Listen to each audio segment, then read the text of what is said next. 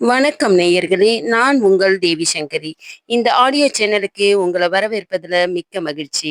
இன்னைக்கு நாம நிலவே நீ வந்துவிடும் என்னும் நாவலைத்தான் கேட்க போறோம். கதைக்குள்ள போறதுக்கு முன்னாடி வீடியோவை லைக் பண்ணுங்க, சேனலை சப்ஸ்கிரைப் பண்ணுங்க, கதையை முழுவதுமா கேட்டுவிட்டு கமெண்ட்ல உங்க கருத்தை பதிவு பண்ணுங்க. வாங்க கதைக்குள்ள போகலாம். அத்தியாயம் 1. மணவரையில் மன்னவன் மனதில் இல்லையே மகிழ்ச்சியின் ரேகை. மன பொருத்தம் பார்க்காத மன வாழ்க்கை மணக்குமா என்ன? இந்த புடவை உனக்கு மிகவும் நன்றாக இருக்கிறதானு? யார் செலக்ஷன் செய்தார்கள் என்று தெரியவில்லை. இந்த சேலை அச்சு அசல் உனக்காகவே தயார் செய்திருப்பதைப் போல அப்படி ஒரு பொருத்தம், என்றாள் பானுமதி.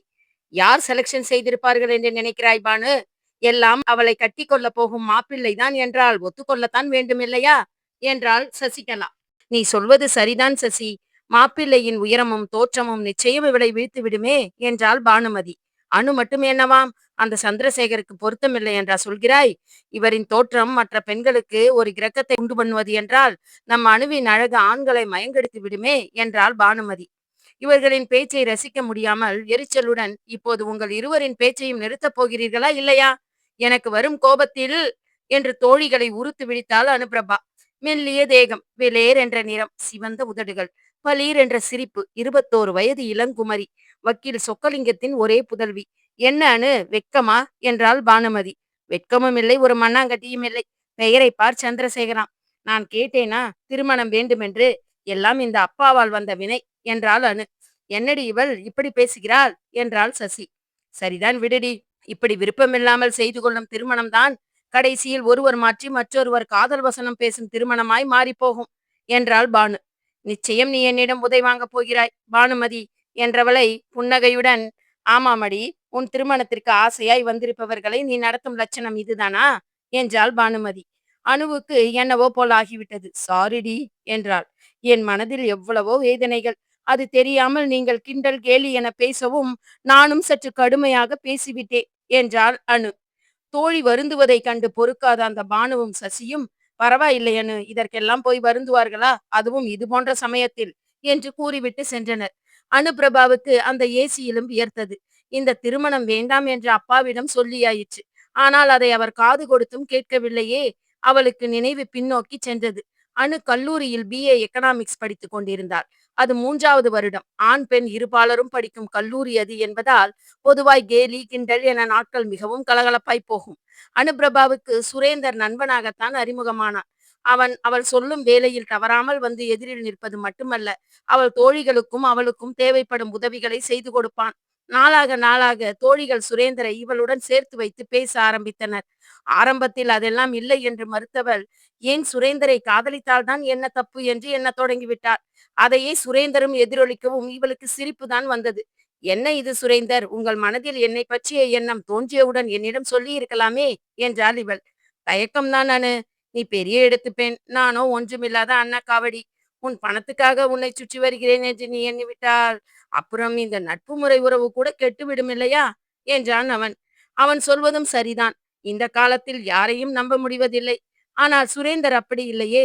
தன் நிலையை எப்படி ஒத்துக்கொள்கிறான்? நான் ஏழ்மையானவன்தான், அதற்கு குறுக்கு வழி தேடுபவன் அல்ல நான், என்று அவன் பேச்சு சொல்லியது. அவளுக்கு இவனை போன்ற நல்லவனை காதலிப்பதில் தவறேதும் இல்லை என்றுதான் தோன்றியது. இருவருக்கும் படிப்பு முடிய கிட்டத்தட்ட 2 மாதம் என்னும் நிலையில்தான் சுரேந்தர் தனக்கு படிப்பு முடிந்தவுடன் ஒரு வேலை தேவைப்படுவதாகவும் அதுதான் குடும்ப சூழலுக்கு நல்ல ஒரு ஆரோக்கியமான சூழலை பெற்றுத்தரும் என்றும் கூறினான். அவன் சொல்வதை ஆமோதித்த அனுபிரபாவும், நீங்கள் சொல்வது சரிதான் சுரேந்தர், நான் உங்களுக்கு ஒரு வேலைக்கு ஏற்பாடு செய்கிறேன், என் தந்தையிடம் சொல்லி, என்றாள். அவள் தன் தந்தை சொக்கலிங்கத்திடம் சுரேந்தர் பற்றி சொன்னபோது அவர் தன் மகளை கூர்ந்து நோக்கினார்.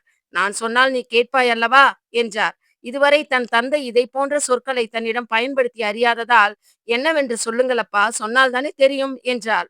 உன்னை நான் படிப்பதற்கு தானம்மா அனுப்பினேன், இப்படி காதல் கத்திரிக்காய் என்று நிற்பதற்கல்ல, என்றார். அப்பா ப்ளீஸ் அப்பா, நீங்களாக தேர்ந்தெடுத்தால் கூட சுரேந்தர் போல பார்க்க முடியாது அப்பா, என்றாள் அவள். அதை நான் அல்லவா சொல்ல வேண்டும், என்ற சொக்கலிங்கத்தின் முகத்தில் கோபம் கொப்பளித்தது. இதோ பாரனு, நீ எனக்கு ஒரே மகள். தவறாய் ஏதாவது செய்தாய் என்றால் என்னை உயிருடன் பார்க்க முடியாது, சொல்லிவிட்டேன், என்றார். திகைத்து போனவளா, என்னப்பா நீங்கள் இது போன்ற வார்த்தை உங்கள் வாயிலிருந்து நான் எதிர்பார்க்கவில்லையே, என்றவள் சற்று நேரம் சோபாவில் அமர்ந்து தன் தலையை கைகளால் அழுத்தி விட்டு கொண்டாள். இதோ பாரம்மா, இது நம் குடும்ப கௌரவம் சம்பந்தப்பட்டது. நான் வாக்கு தவறாதவன். உனக்கு ஏற்கனவே மாப்பிள்ளை எல்லாம் பார்த்தாகிவிட்டது. என் பால்ய சிநேகிதன் மகன் சந்திரசேகர் தான் என் மருமகன். உனக்கு பொருத்தமானவனும் கூட. இதற்கு நீ சம்மதிக்கவில்லை என்றால் என் பிணத்துக்கு கொல்லி போட்டுவிட்டு அந்த கயவாளி பயலை மணந்து கொள் என்றார். என்னப்பா மீண்டும் மீண்டும் கெட்ட வார்த்தைகளாகவே பேசுகின்றீர்களே, உங்கள் உயிரை விட எனக்கு என் காதல் பெருசு இல்லையப்பா. நான் நான் நீங்கள் சொல்லும் அந்த சந்திரசேகரையே மணந்து கொள்கிறேன் என்றாள். அப்பாவின் சம்மதம் கிடைக்கும் என்று அவள் எத்தனை ஆவலாக இருந்தாள். அவர்கள் இருவரும் ஒரு நாள் வெளியில் சென்றதில்லை. கல்லூரியில் நின்று பேசுவதோடு சரி. அப்பாவின் சம்மதம் பெற்று காதலிக்கலாம் என்று நினைத்தவளுக்கு ஆரம்பமே மரண அடியாக விழுந்து விட்டது. அழுகை வரவில்லை, மாறாக முன்பின் பார்த்திராத சந்திரசேகர் மீது கோபம் வந்தது. அப்பாவின் பால்ய சிநேகிதன் மகனாமே, அவன்தான் தன்னை மணந்து கொள்ளப் போகிறானாம். வரட்டும், நான் யார் என்று காட்டுகிறேன். ஏண்டா இவளை மணந்தோம் என்று எண்ணும் அளவிற்கு துண்டை காணோம் துணியை காணோம் என்று ஓடப் போகிறார் பாருங்கள் என்று மனதிற்குள் நினைத்தாள். ஆனால் தங்கள் எதிர்கால திட்டம் பற்றி கனவு கண்டு கொண்டிருக்கும் சுரேந்தரிடம் அவள் என்னவென்று கூறுவாள்? மனம் அவனை எப்படி சமாளிக்கப் போகிறோம் என்று குழம்பியது. சொல்லித்தானே ஆக வேண்டும். ஒருபோதும் நடவாத காரியத்தை நினைத்தால் மனம்தான் சோர்ந்து போகும். சொல்லிவிடுவது நல்லது என்றுதான் நினைத்தாள். அப்படி நினைத்து அவள் சொல்லியதுதான் பிழையாகி போயிற்று. அவள் கூறியதை கேட்டவன் அமைதியான முகத்துடன், நான் கடைசி நிமிடம் வரை உன் வருகைக்காக காத்து கொண்டிருப்பேன் என்றான். அத்தியாயம் 2. காதலின் புனிதத்தை அறிவேனே கண்ணம்மா, கவிதையின் ஓசையையும் ரசிப்பேனே உன்னை, மூச்சுவிட மறவேனே ஏனெனில் மூச்சு காற்றாய் இருப்பவளும் நீயே. என்னடா முகம் ஒரு மாதிரி இருக்கிறது? திருமணம் என்றால் அனைவரும் மகிழ்ச்சியாக இருக்க வேண்டும் என்பதுதானே வழக்கம். இங்கே நீ என்னடாவென்றால் மூஞ்சியை தூக்கி வைத்துக் கொண்டிருக்கிறாயே என்றாள் அம்மா கஸ்தூரி. சந்திரசேகர் தன் அம்மாவை முறைத்தான். அப்பா சொல்வதற்கெல்லாம் ஆட வேண்டுமாமா? துளசிக்கு என்னம்மா குறை? அவளை உன் மருமகளாய் ஏற்றுக்கொள்வதில் தான் உனக்கு என்ன பிரச்சனை? அப்பாதான் புரிந்து கொள்ளாமல் பேசுகிறார் என்றால் நீ கூட ஏனம்மா இப்படி இருக்கிறாய் என்றான் சந்திரசேகர். ஆமாம்டா, உன் பேச்சை கேட்டு நான் ஆடினால் அம்மா நல்லவள், இல்லைன்னா கெட்டவர் இல்லையா? இதோ பாரடா, நீ எங்களுக்கு இருக்கும் ஒரே பையன். உன் எதிர்காலத்துக்கு எது நல்லது எது கெட்டது என்று உன் அப்பாவுக்கு நன்றாக தெரியும். நாங்கள் பார்த்திருக்கும் பெண்ணை மணந்து கொள். தேவதையாட்டம் இருக்கிறாள் அனுப்பிரபா. அவளுக்கு என்ன குறைச்சல் என்று வேண்டாம் என்கிறாய் என்று எரிந்து விழுந்தாள். அம்மாவின் கோபம் நியாயமற்றது என்று நினைத்தான் சந்திரசேகர். அப்பா பெரியசாமி பரம்பரை பணக்காரர் என்றாலும் காசு பணத்தை அளந்துதான் செலவிடுவார். குந்தி தின்றால் குன்றும் மாளும் என்பது பழமொழி. தேவையானதுக்கு தான் செலவு பண்ணணும். பொதுவாய் அவன் தன் தேவைக்கென பணம் எதுவும் கேட்க மாட்டான். தன் பலத்தில் தானே நிற்க வேண்டும். அதுதான் முன்னேற்றத்திற்கு வழிவகுக்கும் என்று அவன் அசைக்க முடியாத நம்பிக்கை கொண்டிருப்பவன். அதனால்தான் வங்கியில் கடன் பெற்று அவன் ஆரம்பித்த கட்டுமான தொழில் லட்சத்தில் தொடங்கி கோடிகளில் லாபம் காண தொடங்கிய போது கூட எந்தவித ஆரவாரமும் இல்லாமல் அமைதியாக இருந்தான். துளசி அவன் அலுவலகத்தில் வேலை பார்ப்பவள். அவனுடைய பிஏ என்றுதான் சொல்ல வேண்டும். தினசரி அவள் வருகைக்காக காத்திருப்பதில் அவனுக்குள் ஒரு சுகம். துளசி யாருமற்ற அனாதைதான். சொல்லிக் கொள்ள உறவென்று யாரும் இல்லை. அவள் சோகத்தை தீர்க்க வேண்டும், அவளை தன்னுடைய மனைவியாக்க வேண்டும் என்று எண்ணினான். அவன் விருப்பத்தை அவளிடம் சொன்னபோது தனக்கு அது போன்ற எண்ணம் எதுவும் அவனிடம் இல்லை என்றாள். காதல் திருமணம் என்றெல்லாம் நினைத்து பார்க்க முடியாத நிலையில் தான் இருப்பதாக கண்ணீர் சிந்தினாள். சந்திரசேகர் முடிவே பண்ணிவிட்டான், துளசிதான் தன் மனைவி என்று. பெற்றவர்களிடம் அவன் துளசி பற்றி சொன்னபோது அப்பா பெரியசாமியும் அம்மா கஸ்தூரியும் அவனை வறுத்தெடுத்து விட்டனர். இதோ பாரடா, உனக்கு நான் பெண்ணெல்லாம் பார்த்தாகிவிட்டது. என் பால்ய சிநேகிதன் மகள் அனுப்பிரபாதான் உன் பொண்டாட்டி. அவள்தான் இந்த வீட்டு குலவிளக்கு. நான் கொடுத்த வாக்கு நிறைவேற்றுவது உனது கடமை. இல்லையெனில் என் பிணத்தை தாண்டி அந்த ஊர் பேர் தெரியாதவளுக்கு தாலி கட்டு என்றாரே பார்க்கலாம். சந்திரன் ஆடிப்போய் விட்டான். இதை அவன் எதிர்பார்க்கவில்லையே. அப்பாவும் அம்மாவும் தன் திருமண விஷயத்தில் இந்த பிடிவாதம் காட்டுவது மனதை வேதனையுறச் செய்தது. இது வாழ்க்கை இல்லையா? கட்டாயப்படுத்தி அந்த பெண்ணின் கழுத்தில் தாலி கட்டத்தான் வேண்டுமா என நினைத்தான். அம்மாவும் அப்பாவும் அவன் எதிரி நிற்பது போல தெரிந்தது. அப்பாவின் வார்த்தைகள் மீண்டும் நெஞ்சுக்குள் சூடாய் ஈட்டியால் குத்துவது போன்ற வலி. இல்லை, எக்காரணம் கொண்டும் அப்பாவின் வார்த்தைகளை நிஜமாக்க அவன் விரும்பவில்லை. அதனால் அமைதியாய் திருமணத்திற்கு ஒத்துக்கொள்வதை தவிர அவனுக்கு வேறு வழி தெரியவில்லை. தன்னை மறந்து விடுமாறு துளசியிடம் சொல்லிய போது அவள் மேலும் மூக்கை சிந்தினாள். அவன் முகம் தூங்கும் போதெல்லாம் கனவில் வந்து தொந்தரவு பண்ணுவதாக கூறினாள். நீங்கள் தான் என்னுடைய வருங்கால கணவர் என்று எத்தனை மகிழ்ச்சியாக இருந்தேன். இப்படி ஆகிவிட்டதே என்றாள். இனி நான் எப்படி பணிபுரிவேன் உங்களிடம் என்று கூறி வேலையை ராஜினாமா செய்தாள். அவள் முயற்சியை தடுத்த சந்திரனோ, நான் பிசினஸ் வாழ்க்கை இரண்டையும் வேறு வேறு கண்ணோட்டத்துடன் பார்ப்பவன் என்பதால் என்னிடம் பணிபுரிய நீ தயங்க வேண்டியதில்லை துளசி. எக்காரணம் கொண்டும் உன்னை நான் தொந்தரவு செய்ய மாட்டேன் என்றான். அந்த முடிவு தந்த துணிவில் அவளும் தொடர்ந்து அங்கு அவனிடம் பிஏவாக பணிபுரிய ஒத்துக்கொண்டாள். சட்டென தன் நினைவில் இருந்த நடப்பு நிகழ்வுக்கு வந்தவன் தன் நினைவு போன திக்கை எண்ணி திகைத்தான். இதென்ன கொடுமை! மாப்பிள்ளை தான் மணந்து கொள்ள போகும் பெண்ணை பற்றிய கற்பனையில் அல்லவா மூழ்கி போயிருப்பான். இங்கு என்னடாவென்றால் நிறைவேறாத தன் காதலை எண்ணுகிறானே. இது அந்த பெண்ணுக்கு அவன் இழைக்கும் அநீதி அல்லவா? பாவம் அந்த பெண் என்ன பண்ணுவாள்? பெற்றவர்களின் பேச்சை மீறி தன்னாலேயே எதுவும் செய்ய முடியவில்லை என்னும் பட்சத்தில் அதுதான் அந்த அனுபிரபா. அவள் மட்டும் என்ன பண்ண முடியும் என நினைத்தான். மறுகணம் அவள் என்ன பண்ண வேண்டும் என அவன் எண்ணுகிறான். 1000 கற்பனைகளோடு மணவரையில் அமரப்போகும் அவளை நினைத்தான். நிச்சயம் அந்த அனுபிரபாவுக்கு அதிர்ச்சிதான் காத்திருக்கப் போகிறது என்று நினைத்தான். பெயரை பார், அனுபிரபாவாம். இவள் எங்கிருந்து வந்து தொலைத்தாள்? இவள் வரவில்லை என்றால் துளசி அல்லவா மணமேடையில் அமர்ந்திருக்க வேண்டியவள். கண்கள் அவன் நினைத்ததை பளிச்சென காட்டியதோ? ஏன் இந்த அனுபிரபா அவனை பார்த்து கோபமுடன் முறைக்கிறாள்? சந்திரசேகர் புரியாமலேயே அவள் கழுத்தில் தாலி கட்டினான். அத்தியாயம் 3. உன் கோபமான பார்வையில் குழப்பமடைந்தது நான் என்றால் கட்டிய தாலியின் உரிமை உன்னை அசைத்ததோ? பார்வை மாறிய கன நேரங்கள் கண்ணில் கரையாமல் மணவரையில் அமர்ந்திருந்த பெண்ணின் கோபமான பார்வை அவனை அதிர்ச்சிக்குள்ளாக்கியது. ஏனென்று தெரியாத புரியாத குழப்பம். ஒருவேளை இந்த பெண்ணுக்கும் தன்னை போல் இந்த திருமணத்தில் விருப்பமில்லையோ என்று எண்ணமிட்டவனாய் கெட்டி மேளம் என முழங்கவும் அனுபிரபாவின் கழுத்தில் 3 முடிச்சு போட்டுவிட்டு தன் அழுத்தமான பார்வையை அவள் மீது செலுத்தினான்.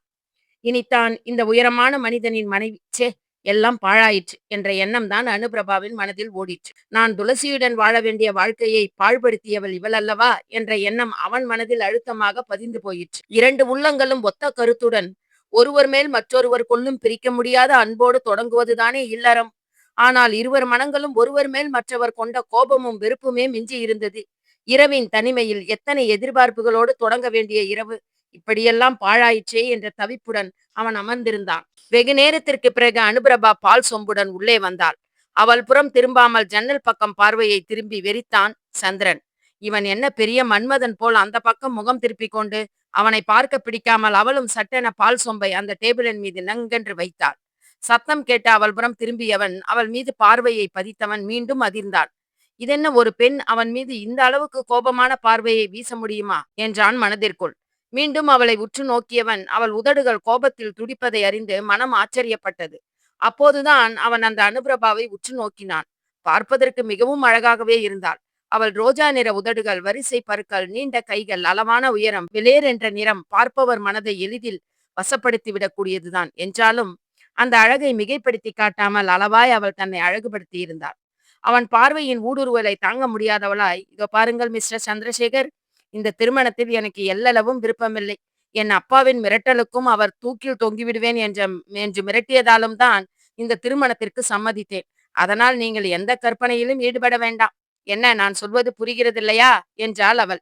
திகைப்பை உள்ளடக்கியவனாய், என்ன ஆச்சரியம், இவளுக்கும் இந்த திருமணத்தில் விருப்பமில்லையாமே என்று எண்ணியவனாய் அவளை வியப்புடன் நோக்கினான்.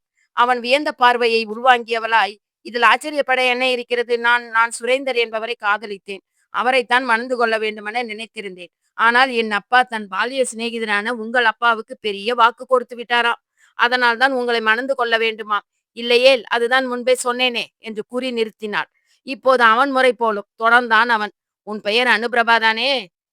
நானும் துளசியை காதலித்தேன். உன்னிலைதான் எனக்கும். என் காதல் கைகூடாமல் பிரித்து உன் கழுத்தில் தாலி கட்டும்படி நேர்ந்து விட்டது. ஆண் பிள்ளைதானே, நீங்கள் திருமணத்தை தடுத்திருக்கலாமே என்று மட்டும் கேட்டு விடாதே. இந்த விஷயத்தில் ஆண் பெண் என்ற பேதமில்லை. பெற்றவர்கள் மேல் பிள்ளைகள் வைக்கும் பாசம் சில நேரத்தில் இது போன்ற செயலுக்கு வித்திட்டு விடுகிறது. என்னை பெற்றவர்களை நடைப்பிணமாக்கிவிட்டு அந்த துளசியின் கழுத்தில் தாலி கட்ட என் மனம் இடம் தரவில்லை என்றான் சந்திரன். ஓ என்று விழிவிரித்தவள், என்ன ஆச்சரியம் பார்த்தீர்களா? உங்கள் நிலைதான் என் நிலையும் என்றால் என்னால் நம்பவே முடியவில்லை சந்திரன். நான் நான் அப்படி உங்களை அழைக்கலாம் இல்லையா? ஏனெனில் உங்கள் பெயர் மிகவும் நீளமாக இருந்ததா, அதுதான் என்றவளுக்கு புன்னகையுடன், ஓ ஷோர், நீ என்னை சந்திரன் என்றே அழைக்கலாம் என்றான் அவன். இப்போது இருவர் பிரச்சனையும் ஒன்று என்று ஆகிவிட்டது இல்லையா என்றவளை மீண்டும் அதிர்ச்சியுடன் நோக்கியவன், என்ன பிரச்சனை என்றான் அவளை பார்த்து. என்ன சந்திரன், இப்படி மக்காக இருக்கிறீர்களே? நீங்கள் வேறு ஒரு பெண்ணை காதலித்திருக்கிறீர்கள். நான் சுரேந்தரை காதலித்திருக்கிறேன். இருவர் காதலும் கைகூடவில்லை. பிடிக்காத திருமணம். எப்படி நம்மால் இல்வாழ்க்கையில் ஈடுபட முடியும்? இனி நம் நட்பு ரீதியான பயணம் மட்டுமே வாழ்வாதாரம் இல்லையா என்றாள். அவள் என்ன சொல்ல வருகிறாள் என்பதை புரிந்தவனாய் புன்னகைத்தான் அவன். உன் பயம் அனாவசியம் அனுபிரபா. சராசரி கணவன் மனைவியாய் நம்மால் வாழ்க்கையை தொடங்க முடியாது. காரணம், என் மனதில் துளசி மட்டுமே இருக்கிறாள். இன்னும் நான் என் மனதை மாற்றிக்கொள்ளவில்லை. அது அவ்வளவு எளிதுமில்லை என்றான். சட்டென சிரித்து விட்டாள் அனுபிரபா. என்னவோ நான் உங்கள் மனதை மாற்றிக்கொள்ள கெஞ்சுவேன் என்பது போல் அல்லவா பேசுகின்றீர்கள். என் மனதிலும் சுரேந்தர் தான் இருக்கிறார் என்றால் நீங்கள் என்ன செய்வீர்கள் என்றவள், பேசிக்கொண்டே இருந்தால் இன்று தூங்க முடியாது. நான் கீழே படுத்துக் கொள்கிறேன், அது எனக்கு வசதிதான் என்று கூறிவிட்டு ஒரு போர்வையையும் தலையணையும் எடுத்துக்கொண்டு கீழே படுத்தாள். அதன் பிறகு அவளிடம் பேச்சில்லை. ஆனால் சந்திரசேகர் தான் தூக்கம் வராமல் பால்கனியில் நடந்து கொண்டிருந்தான். அத்தியாயம் 4. இல்லாத பொருத்தத்தை இருக்கும் என்றெண்ணி இணைந்தார்களே, ஏனென்று கேள்வி கேட்க உள்ளம் துடித்தாலும் பாசம் தடுத்ததே, பெற்றவர்கள் மனம் புண்படுமோ என்றெண்ணி ஊமையானேன் பேசாமல். துளசியை மனம் செய்து கொள்ள முடியவில்லையே என்ற கோபமும் ஆதங்கமும் இருந்தாலும் இப்போது அவன் அனுபிரபாவுக்கு தாலி கட்டிய கணவன் அல்லவா? அவளை மனதில் இன்னும் நினைத்துக் கொண்டிருப்பது அனுபிரபாவுக்கு செய்யும் துரோகம் இல்லையா என நினைத்தான். இதுதான் என் வாழ்க்கை என்று நான் ஏற்றுக்கொண்டாயிற்று. இனி இதை நான் எப்படி வாழப்போகிறேன்? அதுதானே கேள்வி என்று தனக்குத்தானே கேட்டுக்கொண்டவன் திரும்பி உறங்கும் மனைவியை பார்த்தான். அவள் முகம் உறங்கும் போது பால் நிலா போல் பளிச்சென இருந்தது. குழந்தை போன்ற முகம். அவள் பேசும்போது அந்த கண்கள் அவளுக்கு தனி அழகை அல்லவா கொடுக்கிறது. சட்டென தன்னை நினைத்தே ஆச்சரியப்பட்டான். இதென கொடுமை! அத்தனை சீக்கிரம் நான் துளசியை மறந்து இவளை வர்ணித்துக் கொண்டிருக்கிறேனே என்று எண்ணினான். தான் அந்த அளவுக்கா பலவீனமாகிவிட்டேன் என்று எண்ணியவன் தன்னை நினைத்தே வெட்கியவனாய் மீண்டும் வெளியில் பார்வையை செலுத்தினான். மின்னும் நட்சத்திர கூட்டமாய் வானத்தில் நட்சத்திரங்களின் மினுமினுப்பு. பளீர் என்ற வெளிச்சத்துடன் பால் நிலா பவனி வந்து கொண்டிருந்தது. குளிர்ந்த காற்றை வீசியபடி தென்றல் மென்மையாய் உடலை வருடிச் சென்றது. இந்த இதமும் அழகும் மனதை கொள்ளை கொண்டாலும் உள்ளம் என்னவோ அன்று மகிழ்ச்சியாக இல்லை என்பது தெரிந்த செய்திதான் என்றாலும் திருமணம் என்னும் பந்தத்தினால் இணைந்த 2 பேரின் நிலையும் என்னவாக போகிறதோ என்றுதான் எண்ணினான். அப்பாவும் அம்மாவும் இனி தங்கள் மகனின் திருமண வாழ்க்கை நல்லபடியாய் முடிந்துவிட்டது என்று இருக்க, தன் மனமும் அவள் மனமும் ஒரே நிலையில் இருப்பதை எண்ணி அவன் தனக்குள்ளேயே சிரித்துக் கொண்டான். அவனுக்கு உறக்கம் வரவில்லை. என்ன செய்யலாம் என்ற யோசனையே அவன் மனதில் ஓடிக்கொண்டிருந்தது. ஒருவேளை அவள் மிகுந்த எதிர்பார்ப்புடன் அந்த அறைக்குள் வந்திருந்தால் கூட அவன் அவள் மேல் வெறுப்பு கொண்டிருப்பான். ஆனால் அவள் அவனைப் போலவே வேறு ஒருவனை உயிருக்குயிராய் காதலித்திருக்கிறாளே, தன் நிலை போலவே தான் அவள் நிலையும் என்று நினைக்கையில் அவனுக்கு பரிதாபமே மிஞ்சியது. கூடாது. இப்படி 2 பேரின் நிலையுமே கேள்விக்குறியாக்கி கொண்டு ஒருவருமே நிம்மதியில்லாமல் வாழும் வாழ்க்கை தேவைதானா என்று எண்ணவும் செய்தான். ஆழ்ந்த யோசனைக்கு பிறகு அவனுக்குள் ஓடிய எண்ணம் திருப்திகரமானதாய் இருந்தது. சரி, இதுபோல் செய்தால் நன்றாகத்தான் இருக்கும். 2 பேரது வாழ்க்கையிலும் மகிழ்ச்சி பூக்கள் பூக்கும் என்று எண்ணியவனாய் அவன் உறங்க முற்பட்டான். வெளிச்சக் கீற்றுகள் வானத்து மேக கூட்டத்தை கிழித்து கொண்டு பளீர் என்ற ஒளியுடன் சிவப்பும் மஞ்சளுமாய் தன் நிறங்களை பறைசாற்றிக் கொண்டு வெளியே வந்து கொண்டிருக்க, அதிகாலை தென்றல் அவளது உடலை தன் வெண்பட்டு கைகளால் தட்டி எழுப்ப, எங்கோ கொக்கரக்கோ என்ற சேவலின் ஒளி காதில் சில்வண்டாய் ரீங்காரமிட, சட்டென விழிப்பு தட்டியவளாய் எழுந்து உட்கார்ந்தாள் அனுபிரபா. இரவு நன்றாக உறங்கிவிட்டிருந்தது தெரிந்தது. என்ன ஆச்சரியம்! பொதுவாய் பெண்கள் இது போன்ற தருணங்களில் மனதில் ஒருவித படபடப்புடன் எண்ணத்தில் ஏதேதோ கற்பனைகள் சூழ அமர்ந்திருப்பார்கள் என்று அவள் கதை புத்தகங்களில் படித்திருக்கிறாள். ஆனால் அவளோ கும்பகர்ணியாட்டம் உறங்கிவிட்டிருக்கிறாளே என்று நினைத்து சிரித்தவள் இரவு நடந்தவற்றை மீண்டும் அசை போடலானாள். தன் மனதில் சுரேந்தர் போல் அவன் மனதிலும் துளசி இருக்கிறாளே, பாவம், மிகவும் உருகி உருகி காதலித்திருப்பானோ? இந்த பெற்றவர்களுக்கு ஏன் பிள்ளைகளின் வேதனை புரியவில்லை? அவர்கள் செய்த தவறால் இதோ 2 பேருமே வேதனைப்படுகிறோம் என்று நினைத்தாள். குளித்துவிட்டு வேறு புடவை கட்டி தலை பின்னி பூசூடி கொண்டு கண்ணாடி முன்னால் நின்றபோது அவளுக்கே தன்னை நம்ப முடியவில்லை. அவள் கழுத்தில் புதிதாய் கட்டிய தாலியின் பளபளப்பு, ஒருவித புது அழகு அவளிடம் குடிகொண்டிருந்தது. இனி நீ மிஸ்ஸஸ் சந்திரசேகரன் என்று மனம் சொன்னது. சட்டென கனவிலிருந்து விடுபட்டவளாய் தன்னையே குட்டிக் கொண்டாள். இதென்ன, தன் மனதில் இருப்பது சுரேந்தர் தானே என்று எண்ணியவள், திருமணத்திற்கு பிறகு அவனை நினைப்பது மாபெரும் தவறல்லவா என்று தனக்குத்தானே அறிவுரை கூறிக்கொண்டாள். சந்திரசேகர் நன்றாக தூங்கிக் கொண்டிருந்தான். விழுந்து வெகுநேரம் ஆகியும் உறங்கிக் கொண்டிருக்கிறானே என்று வியந்தவள், பாவம், இரவு வெகுநேரம் யோசித்துக் கொண்டிருந்திருப்பானோ என்று நினைக்கவும் செய்தாள். கீழே சமையல் அறைக்கு சென்றாள். அங்கு கஸ்தூரி காலை உணவுக்கு தேவையானவற்றை தயார் செய்து கொண்டிருந்தாள். மருமகளை பார்த்தவுடன், வாம்மா அனுபிரபா, சந்திரன் எங்கே, தூங்கிக் கொண்டிருக்கிறானா என்று கனிவுடன் கேட்டாள். தன் அம்மா போல் இத்தனை கனிவாக பேசுகிறார்களே, இவர்களா சந்திரனின் தாயார்? இனி தனக்கு பொழுது இனிமையானதாக போகும் என்று உள்ளுக்குள் எண்ணிக்கொண்டாள். என்னம்மா யோசிக்கிறாய்? எனக்கு இருப்பதோ ஒரே மகன். அவன் மனைவி நீ. இந்த வீட்டிற்கு ஒரு வாரிசை பெற்றுத்தரப் போகிறவள். என் மகனின் அன்பிற்கினிய மனைவி. உங்கள் இருவரின் மகிழ்ச்சிதானே இனி எங்களுக்கு மன சந்தோஷம் என்றவளை வியப்புடன் பார்த்தாள் அவள். எத்தனை கற்பனையோடும் எதிர்பார்ப்புகளோடும் இருக்கிறார்கள். இவர்களை போய் ஏமாற்றுகிறேமே என்று எண்ணினாள் அவள். இது அவள் மட்டும் எடுக்கும் முடிவு அல்லவே. அவன் மனதிலும் துளசிதானே இருக்கிறாள் என்றது அவள் மனம். அத்தியாயம் 5. கண்ணே, பிரிவு என்பது அன்பின் தாகத்தை அதிகப்படுத்துமே தவிர அனைவோடும் விதமாய் இருந்ததில்லை என்பதை நீ அறியாயோ? வெகுநேர உறக்கத்துக்கு பிறகு சந்திரசேகர் தன் கைகளை நெட்டி முறித்தவாறு எழுந்தமர்ந்தான். ஞாயிற்றுக்கிழமை சாதாரணமாய் அவன் காலை 9 மணிக்குத்தான் எழுந்திருப்பது வழக்கம். இன்றும் அதுபோலவே தான் என நினைத்தவன் சட்டென சுறுசுறுப்பானான். எல்லா ஞாயிறும் போல இதுவும் சாதாரண ஞாயிறு இல்லையே. தனக்கு திருமணமாகி வரும் முதல் ஞாயிறு அல்லவா? திருமணம் என்றவுடன் முந்தைய நாள் அனுபிரபா பேசியது அத்தனையும் அவனுக்கு ஞாபகம் வந்தது. என்ன வாழ்க்கை இது? எதுவுமே ஒரு நிம்மதி இல்லாத்தனம். அவளும் மகிழ்ச்சியாக இல்லை, நானும் மகிழ்ச்சியாக இல்லை. இதுதான் திருமணமா என்று எண்ணவும் செய்தான்.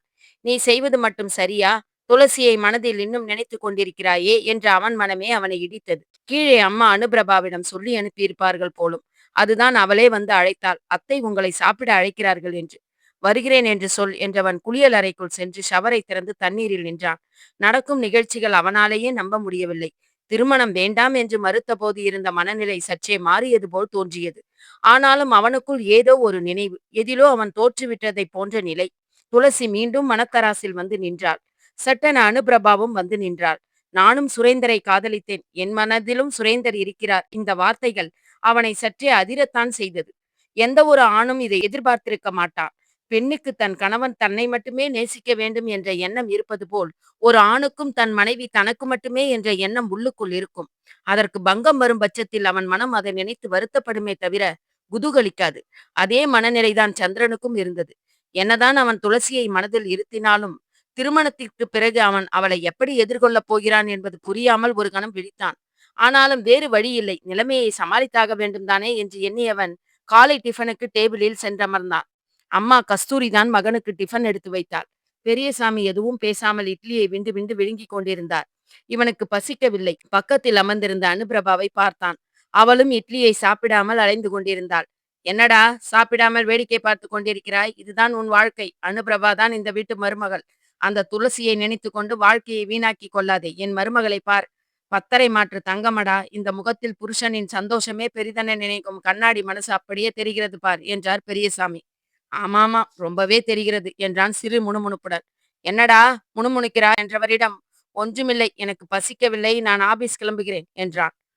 அதற்குள் ஆபீஸ் போக வேண்டுமா என்ற கஸ்தூரியிடம், என்னம்மா விளையாடுகிறாயா? ஒரு நாள் நான் போகவில்லை என்றால் நஷ்டம் லட்சத்தில் என்பது உனக்கு தெரியாதா என்ன என்றான்.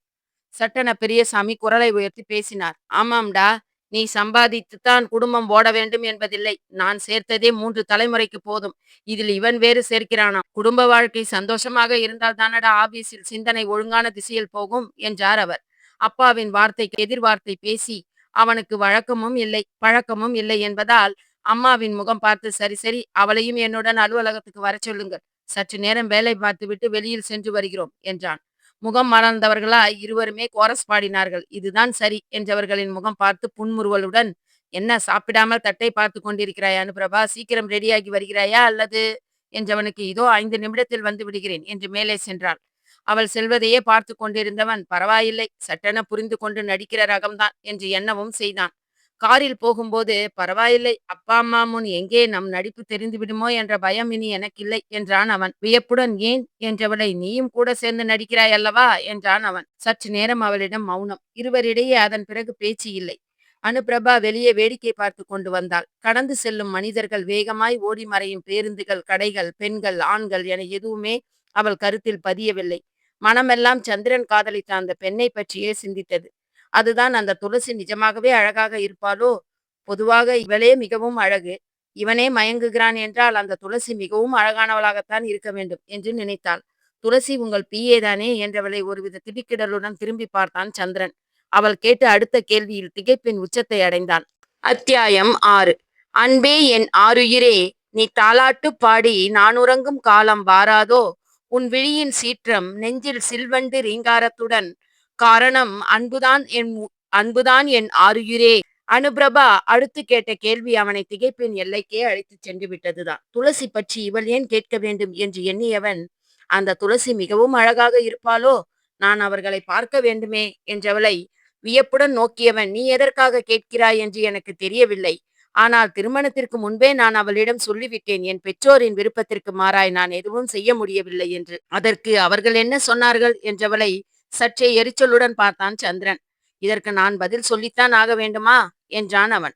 அவள் வியப்புடன், ஏன் கோபப்படுகிறீர்கள்? துளசி பற்றி கேட்டால் உங்களுக்கு மகிழ்ச்சி தானே பூக்க வேண்டும்.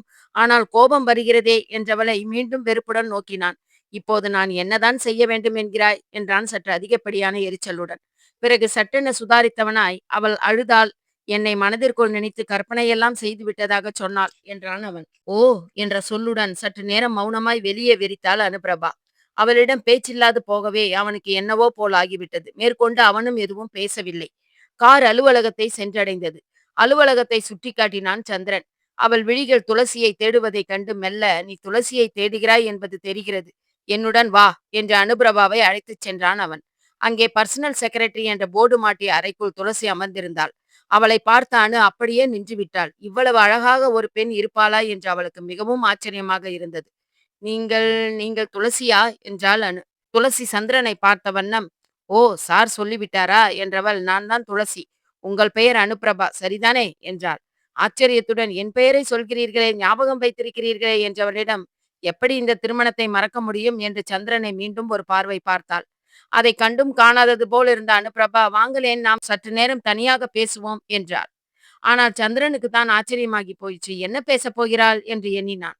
அது வந்து, அனு, நீ என்றவனை, நீங்கள் உங்கள் வேலையை பார்க்க வேண்டும் என்று சொன்னீர்களே சந்திரன், அதுவரை உங்களை தொல்லை பண்ணாமல் நான் துளசியிடம் பேசிக் கொண்டிருக்கிறேனே என்றாள். இருவரையும் மாறி மாறி பார்த்த சந்திரன், உன் இஷ்டம் அனு என்று கூறிவிட்டு போனான். அவன் சென்ற பிறகே அனுதான் துளசியிடம் ஆரம்பித்தாள். நீங்கள் சந்திரனை உயிருக்குயிராக காதலித்தீர்களாமே என்றாள். மீண்டும் அதிர்ச்சியுடன் அவளை பார்த்தாள் துளசி. என்ன துளசி அப்படி பார்க்கிறீர்கள்? சந்திரன் என்னிடம் எல்லாவற்றையும் சொல்லிவிட்டார் தெரியுமா என்றாள். ஓ என்று முகம் சுளித்தவளிடம் மேலும், எங்கள் திருமணத்திற்கு முன் அவர் உங்களிடம் காதல் திருமணத்தில் முடியாது என்று சொன்னதையும் சொன்னார் என்றாள். அது அது நீ அவரை மணந்து கொண்டதால் வந்ததுதான் என்றாள் துளசி. எங்கள் திருமணம் பெரியவர்களால் பார்த்து நடத்தப்பட்டது இல்லையா துளசி என்றவளிடம், நீ சொல்வது சரிதான். உன்னிடத்தில் நான் இருந்திருக்க வேண்டியவள். என்ன, உனக்கு அதிர்ஷ்டம் அடித்து விட்டது. ஆனாலும் சந்திரன் மனதில் நான் தான் இருக்கிறேன் தெரியுமா? என் இடத்தை பிடிக்க உன்னால் முடியாது என்றாள் சற்றே கர்வத்துடன். அவள் பேசுவதை பொறுமையாக கேட்ட அனுப்பிரபாவுக்கு திடுக்கிட்டது. என்ன இவள் ஒரு மாதிரி பேசுகிறாள்? ஒருவேளை இயல்பாகவே இவள் நல்லவள் இல்லையோ என்று எண்ணினாள். எதற்காக குழம்ப வேண்டும்? இவளை சோதித்து பார்த்தால்தான் என்ன என்று நினைத்தாள். இதையெல்லாம் உணராத அந்த துளசியோ தொடர்ந்து பேசினாள். இதோ பார் அனு, தினசரி பர்சனல் செக்ரட்டரியான நான் கிட்டத்தட்ட 50 முறையாவது ஒரு நாளைக்கு சந்திரன் முன்னால் போய் நிற்கிறேன். எதற்கென்று தெரியுமா? நான் சந்திரனின் மனதில் ஆழமாக பதிய வேண்டும் என்றுதான். பொறுமையோடு காத்திருந்தேன். ஆனால் காத்திருந்தவள் புருஷனை நேற்று வந்தவள் சொந்தமாக்கி கொண்டாள் என்ற கதையாக அல்லவா இருக்கிறது என்றாள் துளசி. இயல்பாகவே இவள் நல்லவள் இல்லை என்று திட்டவட்டமாய் தெரிந்து கொண்டாள் அனு. அத்தியாயம் 7. கண்ணே, உன் கண்ணின் கருவிழி நான் என்றால் என் இதயத்தின் உயிர் துடிப்பாய் இருப்பவள் நீ என்றோ? இல்லை, இந்த துளசி உண்மையாய் சந்திரனை காதலிக்கவில்லை. சந்திரனின் பணத்துக்காக மட்டுமே நாடகம் ஆடியிருக்கிறாள். ஆனால் பாவம் சந்திரன் இவள் உண்மை நிலை தெரியாமல் இவளை நல்லவள் என்று நம்பிக்கொண்டிருக்கிறானே என்று எண்ணினாள். இவளிடம் சந்திரன் சிக்கினால் நன்றாக இராதே, குறைந்தபட்சம் சந்திரனை இவளிடம் மாட்டிக்கொள்ளாமல் காப்பாற்ற வேண்டும் என்று எண்ணினாள். அவள் நினைத்தது போலவேதான் துளசி பேசினாள். உன்னை பார்த்தால் நீ ஒன்றும் சந்திரனுக்கு பொருத்தமானவள் இல்லை என்பது எனக்கு புரிகிறது. ஆனாலும் என்று தடுக்கி விழும் இடமெல்லாம் பார்லர்கள் வந்துவிட்டன.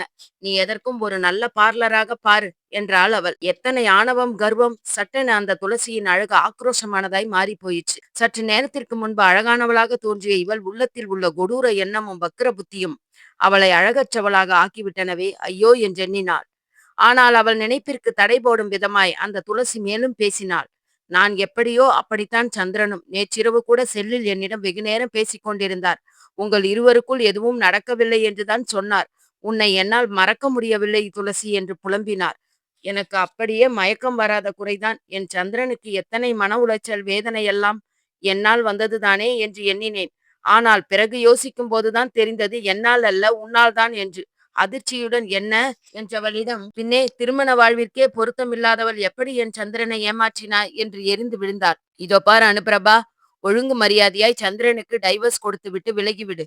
நான் தான் அவர் மனைவியாய் வாழ வேண்டியவள். இதோ பார், நான் பேசியதையெல்லாம் சந்திரனிடம் சொன்னாயானால் எனக்கொன்றும் பாதகம் இல்லை. என் துளசியின் மேல் எப்படி நீ பழி சுமத்தலாம் என்று உன்மேலேயே கோபம் திரும்பும் என்றாள். அவள் சொல்வது ஏன் நிஜமானதாய் இருக்கக்கூடாது என்று எண்ணினாள் அனுப்பிரபா. இரவு முழுவதும் சந்திரன் உறங்காமல் இவளுடன் தான் பேசிக் கொண்டிருந்தானோ? அதனால்தான் வெகு நேரம் உறங்கினானா என்று கேட்டது மனம். இந்த துளசியை எத்தனை நல்லவள் என்று நினைத்தேன். ஆனால் இத்தனை சீக்கிரம் பொய்த்து போனாளே என மனம் கூக்குரலிட்டது. கிட்டத்தட்ட அரை மணி நேரம் ஆகியிருக்கும். சந்திரன் அவளை அழைத்து கொண்டு கிளம்பினான். என் வேலைகளை நான் முடித்துவிட்டேன். மேனேஜரிடம் கோப்புகளை வீட்டிற்கு அனுப்பும்படி சொல்லிவிட்டேன். இனி நாம் நம் ஃபேக்டரிக்கு செல்வோம் என்றான் அவளிடம். அவள் துளசியை பார்த்தாள். அவள் முகத்தில் கோபம் அதிகமாய் தெரிந்தது. மெல்ல அவனிடம் திரும்பி, நீங்கள் சற்று நேரம் துளசியிடம் பேசிக் கொண்டிருங்களேன், நான் காரில் வெயிட் பண்ணுகிறேன் என்றாள் அனு. நான் என்ன செய்ய வேண்டும் என்பதை நீ எனக்கு சொல்ல வேண்டியதில்லை அனு. பிறர் எதிரில் மரியாதை குறைவான செயலில் ஈடுபட மாட்டாய் என நம்புகிறேன் எனவும் சட்டென அவனுடன் செல்லலானாள். காரில் போகும்போது மீண்டும் வெளியில் பார்வையை செலுத்தினாள். வந்தபோது இருந்த உற்சாகம் போகும்போது வடிந்துவிட்டு இருந்தது. அந்த துளசி சொல்வதெல்லாம் உண்மைதானா என்று கேள்வி கேட்ட மனதை அடக்கி வைத்தாள். அப்படியே உண்மையாக இருந்தாலும் என்ன தப்பு? நீ சுரேந்தர் பற்றி சந்திரனிடம் கூறவில்லையா? அவனுக்குள்ளும் இதே நினைப்புதானே இருக்கும் என்று மனம் சொன்னது. தன்னை நினைத்தே வெட்கியவளாய் இனி சுரேந்தர் பற்றிய பேச்சை இவனிடம் பேசக்கூடாது என்று முடிவெடுத்தவளாய், நாம் இப்போது எங்கே செல்கிறோம் என்றாள். நம் ஃபேக்டரிக்கு என்றவன், இறங்க வேண்டிய இடம் வந்துவிட்டது, இறங்கு அனு என்றான். அவனுடைய அணுவில் ஏதோ உணர்வு வந்தவளாய் திடுக்கிட்டு அவனை பார்க்க புன்னகையுடன் இவளையே பார்த்தவன், இறங்கு அனு, பிறகு உன் ஆழ்ந்த யோசனையை தொடரலாம் என்றவுடன் முகம் சிவந்து போனாள் அனு. அவளின் முகச்சிவப்பை வியப்புடன் பார்த்தவன் சட்டென சுதாரித்துக் கொண்டு உள்ளே சென்றான். முன்பு சென்ற இடத்தை விட ஃபேக்டரி மிகவும் பெரிதாக இருந்தது. ஊழியர்களும் மிகவும் அதிகம். அனைவரும் இவனுக்கு வணக்கம் சொன்னார்கள். இவளை கனிவுடன் நடத்தினார்கள். அந்த ஃபேக்டரியில் வேலை செய்யும் முனியம்மா கிட்டத்தட்ட 30 வருடங்களாய் அந்த நிறுவனத்திற்காக உழைத்துக் கொண்டிருப்பவள். விசுவாசி. அவள்தான் அணுவை கண்டு நெட்டி முறித்தாள், திருஷ்டி கழித்தாள். என் கண்ணு, எத்தனை அழகாய் இருக்கிறாய்! நீதான் சந்திரன் ஐயாவுக்கு பொருத்தமானவள் என்று பெரிய ஐயாவுக்கு தெரிந்திருக்கிறது பார். கடவுள் இருக்கிறார்தான் போலும். அதனால்தான் உன் போல ஒரு தேவதையை மனைவியாக்கி இருக்கிறார் என்றாள். என்ன இவள் தன்னை அளவுக்கு அதிகமாக புகழ்கிறாளோ? தன்னை அழகி என்று வேறு சொல்கிறாள். இது நிஜமானதாய் இருந்தால் சந்தோஷம்தான் என்று மனதிற்குள் நினைத்தாள். ஆனால் அடுத்து அந்த பெண் சொல்லியதுதான் அனுப்பிரபாவை அதல பாதாளத்தை நோக்கி தள்ளியது. அப்படியென்றால் இவளுக்கு எல்லாம் தெரிந்திருக்கிறது என்று நினைத்தாள். அத்தியாயம் 8. உயிரும் உணர்வும் ஒன்றென்று எண்ணிய எண்ணமெல்லாம் பொய்த்துப் போனதேன் மன்னவனே, மதியிழந்த என்னை மாலையிட்டு மணந்தாயே, காரணம் சொல்வாயா கண்மணிக்கு? நல்ல வேளை அந்த துளசி சந்திரன் ஐயாவுக்கு மனைவியாகவில்லை. அந்த மட்டிலும் எங்கள் எல்லோருக்குமே மிகவும் மகிழ்ச்சிதானம்மா என்றாள். அவளிடம் அணுவை விட்டுவிட்டு சந்திரன் வேலையை முடித்துவிட்டு வருவதாக கூறிச் சென்றான். அந்த இடைப்பட்ட நேரத்தில்தான் இருவரும் பேசிக் கொண்டிருந்தனர். எல்லோருக்கும் மகிழ்ச்சி என்றால் இங்குள்ள அனைவருக்குமே துளசி சந்திரன் பற்றிய காதல் விவகாரம் தெரிந்திருக்கிறது. அப்படியென்றால் துளசியை இவர்களுக்கு பிடிக்கவில்லை என்றுதானே அர்த்தம்? ஏன் என்றுதான் கேட்போமே என்று எண்ணியவளாய், ஏன் என்னை விட சந்திரனுக்கு துளசிதானே பொருத்தமானவர்கள் என்றாள் இவள். என்னம்மா இப்படி சொல்கிறாய்? அந்த துளசி போடுவது எல்லாம் வேஷமா? மேக்கப்பை கலைத்தால் பார்க்க சகிக்காது. பெரிய ஐயாவை அந்த துளசிக்கு சுத்தமா பிடிக்காதுமா. எங்கள் காதுபடவே சந்திரன் என் கழுத்தில் தாலி கட்டட்டும், பிறகு பார்த்து கொள்கிறேன் இந்த கிழவனை என்று சொன்னாலம்மா. எங்களுக்கு ரொம்ப கோபம் வந்துட்டு நானு சிவப்பாயி பொண்ணு எல்லாம் போய் பெரியய்யா கிட்ட சொல்லிப்புட்டோம். அவள் சொன்னதை கேட்டுக்கொண்டே வந்த அனுப்பிரபா மாமனாரிடம் அவர்கள் துளசி சொன்னதை சொல்லிப்புட்டோம் எனவும் பரபரப்பானாள். அதற்கு மாமா என்ன சொன்னார்கள் என்று கேட்கவும், ஐயா என்ன சொன்னார் தெரியுமாமா? சிரித்துக்கொண்டே அந்த பெண் நடக்காத ஒன்றை பற்றி பேசியிருக்கிறாள், அதையெல்லாம் பொருட்படுத்த வேண்டாம் என்று விட்டார் என்று சொன்னாள் முனியம்மா. தன் மாமனாரின் புத்தி கூர்மையை எண்ணி வியந்தாள் அனுப்பிரபா. எவ்வளவு அமைதியாக அந்த சூழலை கையாண்டிருக்கிறார். எந்த விதமான பதற்றமோ கோபமோ இல்லாமல் சாதுரியமாக துளசியை விலக்கிவிட்டு தன்னை சந்திரனுக்கு மணமுடித்திருக்கிறாரே. அவள் யோசனையை கலைக்கும் விதமாக அந்த முனியம்மாவே மீண்டும் பேசினாள். அந்த துளசி சாதாரண ஆள் இல்லை கண்ணு. உன் புருஷன் பத்தி அவள் ஏதாவது இல்லாது பொல்லாது சொல்லி குடும்பத்தை பிரிக்க பாப்பா. எல்லாம் இந்த பணம் படுத்தும் பாடுதாம்மா. நீ புத்திசாலி பொன்னாட்டம் இருக்கிற. அதுக்கெல்லாம் இடம் கொடுத்துப்படாத என்ன? நான் சொல்லுறது சரிதானே தாயி என்றாள். 2 இடத்திலும் தனக்கு கிடைத்த செய்தியால் சற்றே திக்குமுக்காடி போனாள். நான் எதை நம்ப வேண்டும்? இந்த பெண்மணி சொல்வது உண்மையாக இருக்குமேயானால் என் மனம் மகிழ வேண்டும் தானே.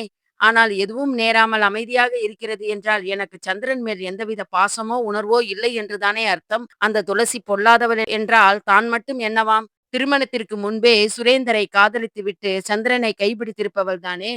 மனம் அவளையே சுட்டது. நீ செய்வது சரியானு. சந்திரன் என் மனதில் துளசிதான் இருக்கிறாள் என்று சொன்னாலும் திருமணத்திற்கு முன்பே நான் அவளிடம் சொல்லிவிட்டேன். என் பெற்றோரை மீறி நான் எதுவும் செய்ய விரும்பவில்லை என்று சொன்னானே. 2 வார்த்தைகளும் முன்னுக்கு பின் முரணாய் அவள் மனதை குடைந்தது. சட்டென மனம் பாரமாகி போனதை போன்ற ஒரு உணர்வு.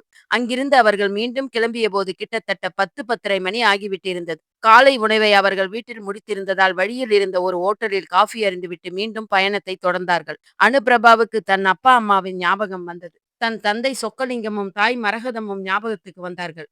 அம்மா அப்பாவின் பேச்சிற்கு மறுபேச்சு பேசாதவள். அதனால்தான் திருமணம் முடிந்தவுடன் சாந்தி முகூர்த்தம் அவர்கள் வீட்டில்தான் நடக்க வேண்டும் என்று கோரிக்கை வைத்தபோது சரி என்று விட்டார்கள். அவளை அவள் புகுந்த வீட்டில் விட்டுவிட்டு சென்று விட்டார்கள். அம்மா அவள் தலைகோதி சிறு அழுகையுடன் எங்கள் பெயரை காப்பாற்ற வேண்டும், அது நீ நடந்து கொள்ளும் விதத்தில்தான் இருக்கிறது என்று விட்டு போனாள். இதோ கார் அவர்கள் வீட்டை நோக்கித்தான் சென்று கொண்டிருக்கிறது என்பது அவர்கள் வீட்டை நெருங்க நெருங்க புரிந்து கொண்டாள் அனுப்பிரபா. அவன் மெல்ல திரும்பி பார்த்து அவளிடம், மாமா அத்தையை பார்க்கத்தான் போகிறோம் அனு.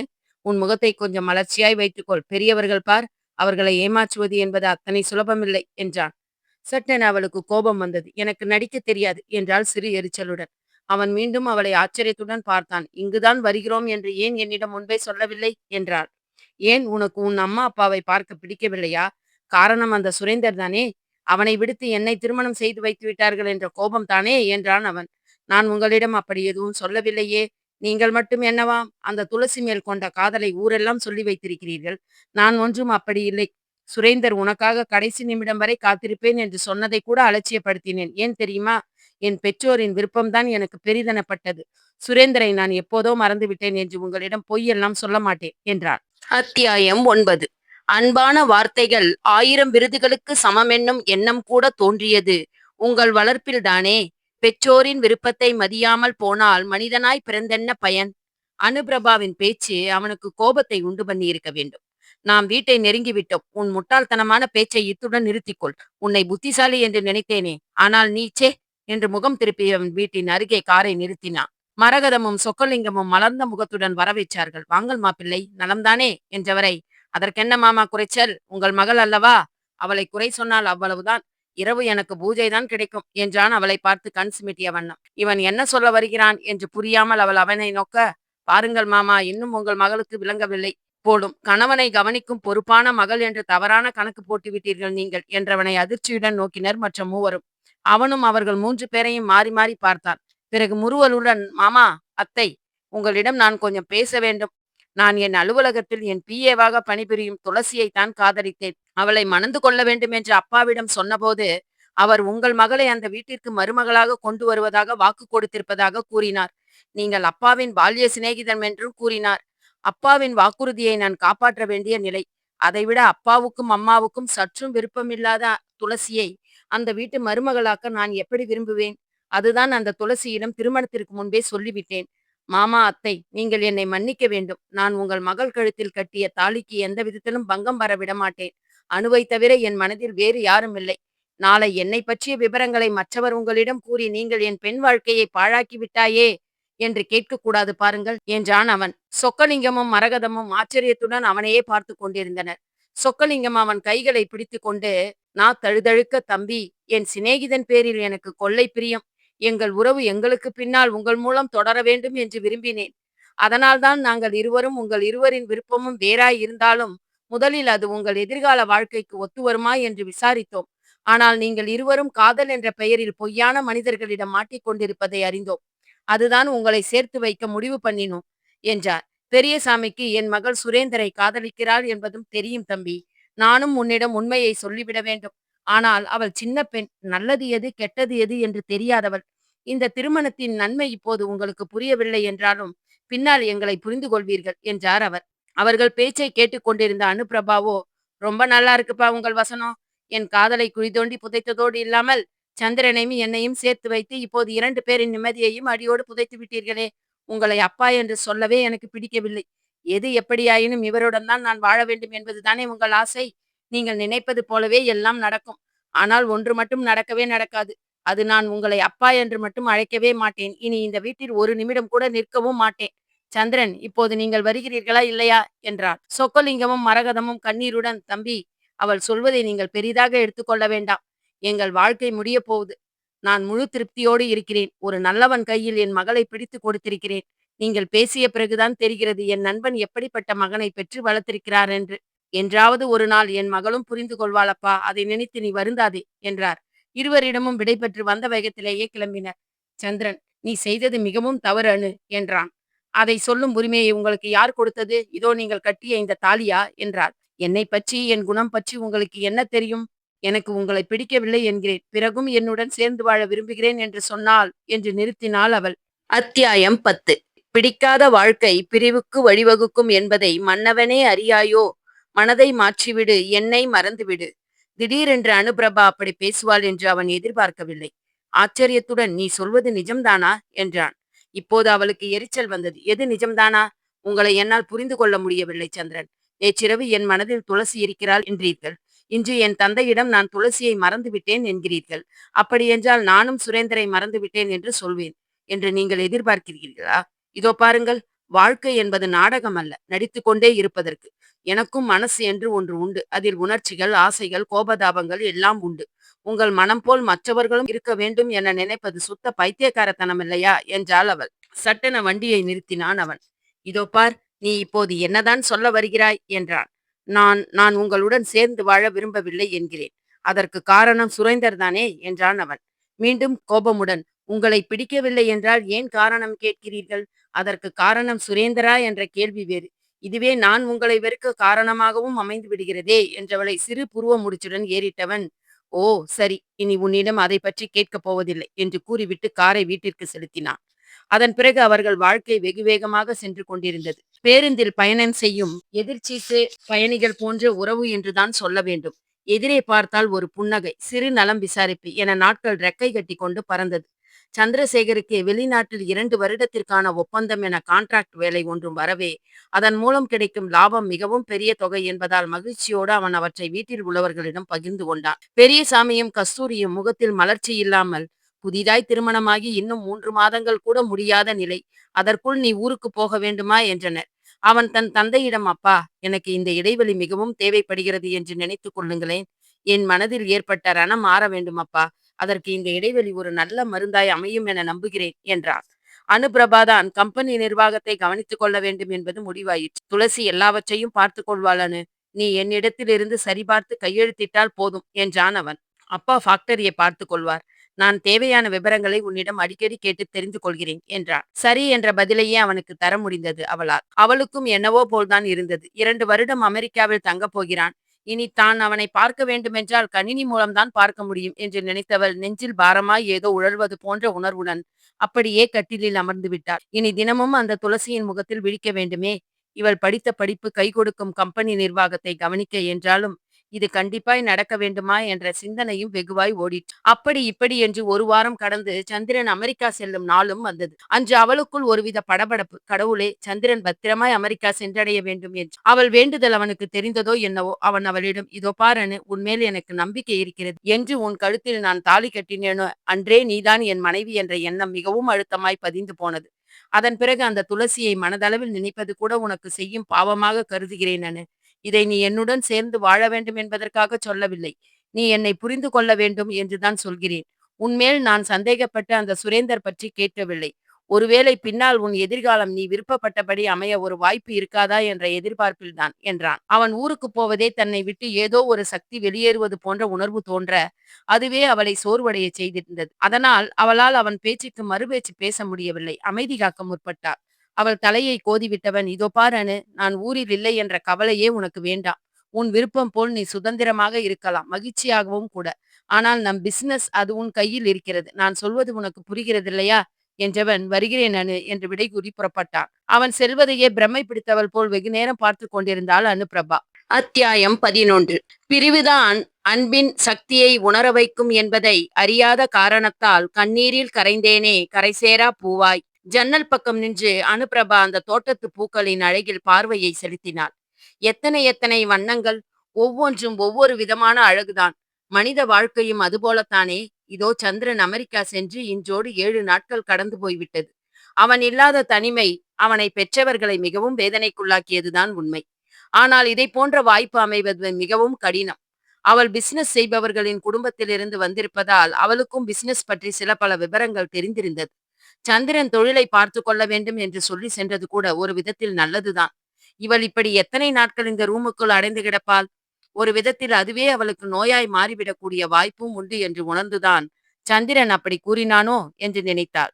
சொக்கலிங்கம் ஒருமுறை இடையில் மகளை வந்து சம்மந்தி வீட்டில் பார்த்துவிட்டு சென்றார். ஆனால் அவரிடம் முகம் கொடுத்தும் பேசாத மருமகளை சற்றே மனதில் வலியுடன் பெரியசாமி பார்த்தார். நண்பனை சமாதானப்படுத்திய சொக்கலிங்கமோ, அதெல்லாம் ஒன்று பெரிய விஷயமேல்லையடா, ஒரு நாள் இதெல்லாம் சரியாகி எல்லாம் சகஜ நிலைக்கு மாறிவிடும் பார் என்றார் அவர். அனுபிரபா வேலைக்கு சென்றபோது துளசி தவிர மற்ற அனைவரும் அவளுக்கு உற்சாக வரவேற்பு அளித்தனர். துளசி மட்டும் இவள் வரவை விரும்பவில்லை என்பது அவள் முகம் மாறியதைக் கண்டே உணர்ந்து கொண்டாள் அனுப்பிரபா. என்ன துளசி, என் வரவு உனக்கு பிரியமில்லாத ஒன்று என்று எனக்கு தெரியும். ஆனாலும் பிசினஸ் வேறு, நம் பர்சனல் வேறு இல்லையா என்றாள் அனு. அவளிடம் சிறு முறுவலுடன், பரவாயில்லை, நீ பிழைத்துக் கொள்வாய். ஆனால் நீ அதிர்ச்சியாக கூடிய செய்திகள் இங்கு உனக்கு ஏராளமாக கிடைக்கப் போகிறது. மனதை திடப்படுத்திக் கொள் அனுப்பிரபா என்றாள் அவள். இவள் என்ன சொல்ல வருகிறாள்? நான் அதிர்ச்சி அடையும்படி இங்கு என்ன இருக்கிறது என்று புரியாமல் சற்று நேரம் அமைதியாக எதிரே இருந்த கோப்புகளை பார்த்து கொண்டிருந்தாள். பழைய மேனேஜர் சுந்தர பெருமாள் இவரிடம் வந்து தவறான கணக்குகளுக்கு விளக்கம் சொல்லிக் கொண்டிருந்தார். இந்த தேதியில் ஒரே கம்பெனிக்கு எப்படி 2 செக் போகும், அதுவும் ஒரே பெயரில் என்று அவள் கேட்கவும், இந்த கணக்கை புது மேனேஜர் தான் அம்மா பார்க்கிறார் என்றார் அவர். ஏன் அவர் பார்க்க வேண்டும்? நீங்கள் தானே நீண்ட நாட்களாய் இந்த அலுவலகத்தில் பணிபுரிந்து கொண்டிருக்கின்றீர்கள். உங்களிடம் ஒப்படைக்காமல் இந்த நம்பிக்கையான வேலையை புது மேனேஜரிடம் யார் ஒப்படைத்தது என்று கேள்வி கேட்டாள் அவள். அது அது சார் தான் அம்மா ஒப்படைத்தார். அந்த மேனேஜர் வேலைக்கு சேர்ந்து 1 வாரம் தான் அம்மா ஆகிறது என்றார் அவர். ஓ, ஒருவேளை சந்திரன் ஊருக்கு செல்லும்போது அவரை வேலைக்கு சேர்த்து விட்டு போயிருக்கிறான் போலும் என்று எண்ணியவள், நீங்கள் அவரை வரச் சொல்லுங்கள் என்றாள். சற்று நேரத்திற்கெல்லாம் அந்த அறைக்கதவை திறந்து கொண்டு உள்ளே வந்தவன் அந்த சுரேந்தர். சட்டென இருக்கையிலிருந்து எழுந்து விட்டாள் அவள். நீங்கள் சுரேந்தர், நீங்களா இங்கு என்றவளிடம், இல்லை அனு, இது உங்கள் கம்பெனி என்று தெரியாது எனக்கு. பேப்பரில் விளம்பரம் பார்த்தேன், இன்டர்வியூவில் செலக்ஷன் ஆனதால் வேலை கிடைத்து விட்டது என்றான். எம்டி சார் அமெரிக்கா போயிருக்கிறார் என்று தெரியும். அதற்கு பதில் அவர் மனைவி நிறுவனத்தை கவனித்துக் கொள்வார்கள் என்பதும் தெரியும். ஆனால் அது நீதான் என்பதை காரில் வந்து இறங்கும்போது தெரிந்து கொண்டேன் என்றான்.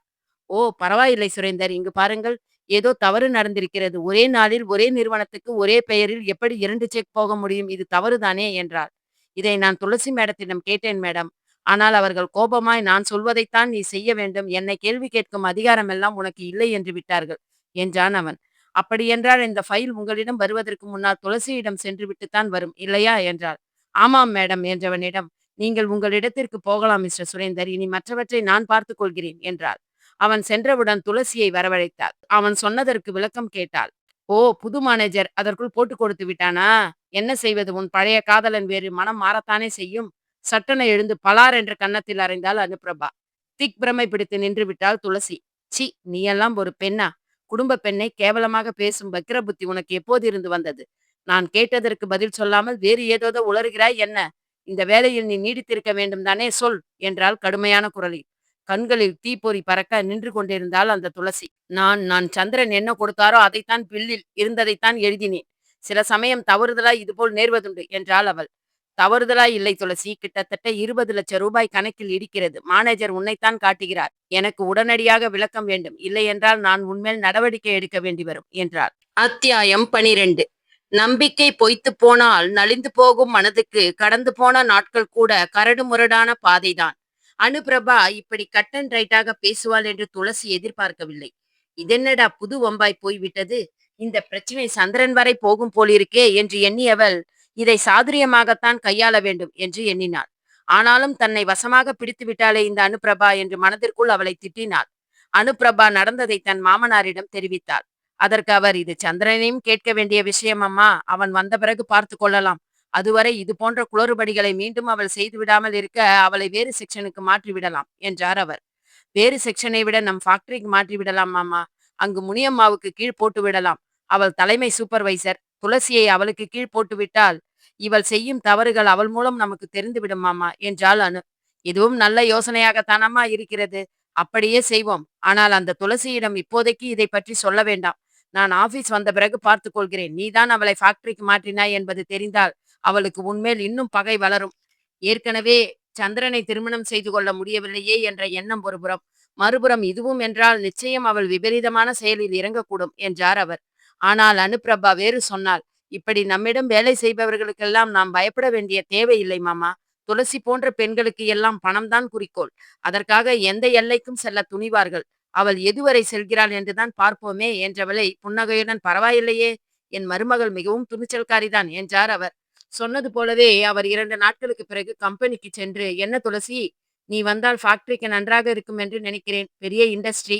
எனக்கு தனியாக கவனிப்பது சிரமம்தான். நான் சந்திரனிடம் சொல்லிவிடுகிறேன். அங்கு வந்து விடு நீ. முனியம்மாவிடம் சொல்லிவிடுகிறேன். செக்ஷன் சூப்பர்வைசர் போஸ்ட் ரெடி பண்ண சொல்லி இருக்கிறேன் என்றவர் அவள் மேற்கொண்டு பதில் பேச முற்படுகையில், நீ எதுவும் சொல்ல வேண்டாம். நான் சொல்வதை கேட்டால் போதும் துளசி. நீ மறுப்பு சொல்ல மாட்டாய் என்று நம்புகிறேன்.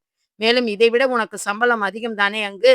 என்று இன்னொரு ஐஸ் கட்டியை அவள் தலையில் வைத்துவிட்டு வந்து விட்டார். பலமாய் யோசித்தாள் துளசி. தான் செய்த திருட்டுத்தனம் இங்கு அம்பலமாகிவிட்டது.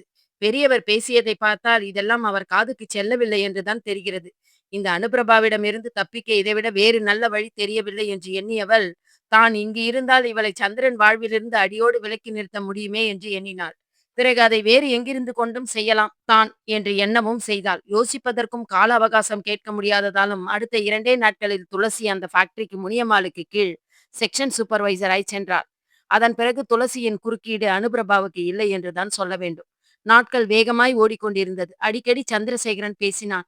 இவள் துளசி பற்றிய விவரங்களை கூறவும் தான் வந்து பார்த்துக் கொள்வதாக கூறினான். கிட்டத்தட்ட அவன் சென்று 6 மாதங்கள் ஆன நிலையில் ஒரு நாள் சுரேந்தர் அவளிடம் தனியாக பேச வேண்டும் என்றான். இவளுக்கு ஆச்சரியமாகி போயிற்று. என்னிடம் பேசுவதற்கு என்ன இருக்கிறது மிஸ்டர் சுரேந்தர் என்றாள். அனு ப்ளீஸ், நான் உன்னிடம் தனியாக பேச வேண்டும். இது மிகவும் முக்கியமான விஷயம் என்றான். அவன் சொன்னதை அவளால் இதெல்லாம் சாதாரணம் என்று ஒதுக்கி தள்ள முடியவில்லை. ஏதோ முக்கியமான விஷயம் என்கிறானே, என்ன என்றுதான் கேட்போமே என்று நினைத்தாள். சரி, எங்கே என்று கேட்டவளுக்கு ஏதாவது ஒரு காஃபி ஷாப்பில் என்றான். சரி, இன்று எனக்கு வேலை முடிய 6 மணி ஆகிவிடும். அதன் பிறகு வருகிறேன் என்றார். அவள் சொன்னது போலவே வேலை முடிய 6க்கு மேல் ஆகிவிட்டது. சுரேந்தர் தன் காரில் வருவதை அவள் விரும்பவில்லை என்றாலும் வேறு வழி இல்லை. அவன் மிகவும் முக்கியமான விஷயம் என்று வேறு சொல்லி இருக்கிறான் என்று தன் காரில் அவனுக்கு இடம் கொடுத்தாள். ஆனால் விஷயம் மிகப்பெரியதா ஆகப் போகிறது என்பதை உணராமல் சுரேந்தருடன் பேசிக்கொண்டே கார் ஓட்டியது மட்டும்தான் அவளுக்கு ஞாபகம் இருக்கிறது. வீட்டில் பெரியசாமியும் கஸ்தூரியும் துளசியிடம் கூட 1க்கு 2 3 முறை கேட்டுவிட்டனர். ஆனால் அனுப்பிரபாவுக்கு எங்கு போனாள் என்றே தெரியவில்லை. கூடவே சுரேந்தரையும் காணவில்லை. அலுவலகத்தில் எல்லோரும் இதே பேச்சுதான் பேசிக் கொண்டிருந்தனர். பாவம் சந்திரன் சார், அவருக்கு துரோகம் செய்ய அனு மேடத்துக்கு எப்படி மனசு வந்தது என்றுதான் தெரியவில்லை என்று வாய்விட்டு பலர் பேசினர். இன்னும் சிலர் சந்திரனுக்கே போன் போட்டு வருத்தப்பட வேண்டாம் என்று ஆறுதல் கூறினர். ஆனால் அவள் பெற்றோரோ கூனி குறுகி போய் அமர்ந்திருந்தனர். அத்தியாயம் 13. அன்பே ஆருயிரே, 1000 வார்த்தைகள் கூற காத்திருந்த தருணங்கள், காதலின் சக்தியை எனக்குள் நீரூற்றாய் நிகழ்த்திய மாற்றங்கள் இதோ. அனுபிரபா சுரேந்தரை காதலித்தாலாமே, அதுதான் ரகசியமா? இருந்தாலும் சந்திரன் சார் அந்த நன்றி கெட்டவனுக்கு போய் மேனேஜர் போஸ்ட் கொடுத்திருக்கிறாரே, அவன் இவர் குடியையே கெடுத்து விட்டானே என்று பலர் பேசினர். அலுவலக ஊழியர்களின் பேச்சினை எல்லாம் துளசி கண்ணீருடன் பெரியசாமியிடம் சொல்லிக் கொண்டிருந்தாள். பாருங்கள் சார், நான் அங்கு இருந்திருந்தால் நிச்சயம் இப்படி நடக்க விட்டிருக்க மாட்டேன். சந்திரன் எப்படிப்பட்டவர்? ஒரு சின்ன கௌரவ குறைவை கூட தாங்காதவர். அவருக்கு போய் இப்படிப்பட்ட மனைவியா என்றாள். அவள் பேச பேச காதை பொத்திக் கொண்டு ஓடிவிட வேண்டும் போல தோன்றிய மனதை அடக்கினார் பெரியசாமி. அன்றிரவே வந்துவிட்டான் சந்திரன். தன் நண்பன் ரவி மூலம் அணுவை தேடத் தொடங்கினான். அவனுக்குள் அவள் சுரேந்தருடன் சென்றிருப்பாள் என்ற எண்ணமே தப்பாக தோன்றியது. ஒருவேளை அணுவுக்கு ஏதாவது ஆபத்தோ என்று எண்ணினான். ஏன் அது சுரேந்தர் மூலமாக இருக்கக்கூடாது என்று அந்த கோணத்தில் விசாரிக்கச் சொன்னான். ஆனால் மறுநாள் ரவி வந்து சொன்னது முற்றிலும் எதிர்மறையாய் இருந்தது. அந்த ஆள் சுரேந்தர் மிகவும் நல்ல பையனாம். தன் பெற்றவர்கள் பேச்சை மீறாதவன். தன் தங்கையின் திருமணத்திற்காக நிறைய கடன் வாங்கி திருமணத்தை நடத்தியவன். ஏழ்மையான குடும்பத்தை சேர்ந்தவன் என்றாலும் நேர்மை தவறாதவன். அப்படியென்றால் அன்று இருவரும் ஒன்றாக சென்றார்கள் என்று அலுவலக ஊழியர்கள் சொன்னது பொய்யா? இல்லை. அத்தனை பேருமா பொய் சொல்வார்கள்? நிச்சயம் ஏதோ நடந்திருக்கிறது. அது என்ன என்றுதான் தெரியவில்லை. மனம் அலைபாய்ந்து கொண்டே இருந்தது. எந்த பக்கம் திரும்பினாலும் அனுப்பிரபாவின் முகமே தோன்றி அவனை உறங்க விடாமல் செய்தது. அனு, உனக்கு எந்த ஆபத்தும் வரவிட மாட்டேன் என்று கூறி சட்டென எழுந்து அமர்ந்தான். நினைவில் மூச்சு காற்றில் தன் மனைவியின் மேல் அவன் கொண்ட அன்பும் பாசமும் நிறைந்திருப்பதை அறிந்து ஒரு புறம் மகிழ்ச்சி கொண்டாலும் மறுபுறம் அனு, உன்னை நான் எங்கே என்று தேடுவேன் என்று புலம்பினான். சொக்கலிங்கமும் மரகதமும் மருமகனுக்கு ஆறுதல் சொல்லிக் கொண்டிருந்தனர். மாப்பிள்ளை, என் மகள் அப்படி செய்யக்கூடியவள் அல்ல என்று அழுதவரை, அது எனக்கு தெரியும் மாமா. தன் குடும்ப கௌரவத்துக்கு இழுக்கு நேரும் எந்த செயலிலும் என் மனைவி ஈடுபட மாட்டாள். அது எனக்கு உறுதி. நீங்கள் கலங்க வேண்டாம் மாமா. நிச்சயம் நாம் அணுவை தேடி கண்டுபிடித்து விடலாம் என்றான். மரகதம் மட்டும் அழுது கொண்டே இருந்தாள். கஸ்தூரிதான் அவளுக்கு ஆறுதல் கூறினாள். நிச்சயம் என் மருமகள் வந்து விடுவாள், அழாதீர்கள் என்றாள். என் மகளை பற்றி மற்றவர்கள் பேசுவதை கேட்கும்போது மனம் சுக்குநூறாக உடைந்து போகிறதே கஸ்தூரி. உனக்கு தெரியாதா? சிறு வயதிலிருந்தே அவளை நான் எப்படி வளர்த்தேன் என்பது. நம் இரு குடும்பமும் சொந்தம் போலத்தானே பழகி வந்தோம் என்றாள். கஸ்தூரிக்கும் அவள் சொல்வதை கேட்டு கண்கள் குளமாகியது. கடவுளிடம் வேண்டுவதை தவிர வேறு எதுவும் செய்ய முடியவில்லை அவர்களால். நினைவு திரும்பிய போது அனுப்பிரபா ஏதோ ஒரு இருட்டறையில் அடைக்கப்பட்டிருந்தாள். அவள் கைகள் கட்டப்பட்டிருந்தது. ஐயோ கடவுளே, இதென்ன நான் இங்கு இருக்கிறேன்? அப்படியென்றால் நான் கடத்தப்பட்டிருக்கிறேனா? என்னை கடத்தியவர்கள் யார்? சுரேந்தர் என்ன ஆனான்? சற்று நேரம் எதுவும் புரியாமல் தலையை பிடித்து கொண்டாள் அனு. அவளுக்கு சுரேந்தருடன் அந்த காஃபி ஷாப்பில் காப்பி அருந்தியது நினைவில் இருந்தது. முதலில் சுரேந்தர் தான் பேசினான். அனு, உனக்கு என்னைப் பற்றித் தெரிய வாய்ப்பில்லை என்றுதான் நினைக்கிறேன். உன்னிடம் நான் இதை எப்போதோ சொல்லியிருக்க வேண்டும். ஆனால் உன்னிடம் சொல்வதற்கு எனக்கு சரியான சந்தர்ப்பம் அமையவில்லை என்றுதான் சொல்ல வேண்டும் என்றான். என் தங்கைக்கு நான் தான் திருமணம் செய்வித்தேன். எப்படி என்று எண்ணுகிறாய் அனு? என் குடும்பம் வறுமையானது. என்னை மட்டுமே நம்பியிருக்கிறது. எனக்கு வேறு வழி தெரியவில்லை அனு. அதுதான் நான் என் நிலைமைக்கு மீறி கடன் வாங்கி என் தங்கைக்கு திருமணம் செய்தேன். அதுவும் கடவுள் எனக்கு கொடுத்த வாய்ப்பாகத்தான் கருதினேன். என் நண்பன் தான் எனக்கு பணம் கொடுத்து உதவினான். எனக்கோ என் தேவை பெரிதாகப்பட்டது. அவனிடம் சொன்னேன், உன் தேவையை நான் பூர்த்தி செய்கிறேன். நீ என் தேவையை பூர்த்தி செய்ய வேண்டும் என்றான். அவன் கம்பெனியிலேயே எனக்கு ஒரு வேலையும் போட்டுக் கொடுத்தான். ஆனால் நான் தான் வேண்டாம் என்று விட்டேன் அனு. நான் மேலும் அங்கு வேலை செய்தால் பேராசைக்காரனாக மாறிவிடுவேன். அது நல்லது இல்லை அல்லவா? அதுதான் விளம்பரம் பார்த்து இந்த கம்பெனிக்கு வேலைக்கு வந்து விட்டேன் என்றான். அனு, நான் நிஜமாகத்தான் சொல்கிறேன். சந்திரசேகர் சார் மிகவும் நல்லவர். அவர் போல கணவர் கிடைக்க நீ மிகவும் கொடுத்து வைத்திருக்க வேண்டும் அனு. உன் தந்தையின் தேர்வு மிகவும் சரிதான் என்றான். மேலும் அனு, நான் முக்கியமாய் உன்னிடம் பேச வேண்டியது என் திருமணம் பற்றிய செய்திதான். அதற்கு ஏன் என்னிடம் பேசுகிறான் என குழப்பமுடன் அவள் நோக்க, என்ன அனு, மீண்டும் உன் மனதுக்குள் சந்தேகமா? அது தேவையற்றது அனு. எனக்கு பெண் தர ஒருவர் முன் வந்திருக்கிறார். அவரும் பணக்காரர்தான். அவர் மகள் கால் ஊனம். அத்தியாயம் 14.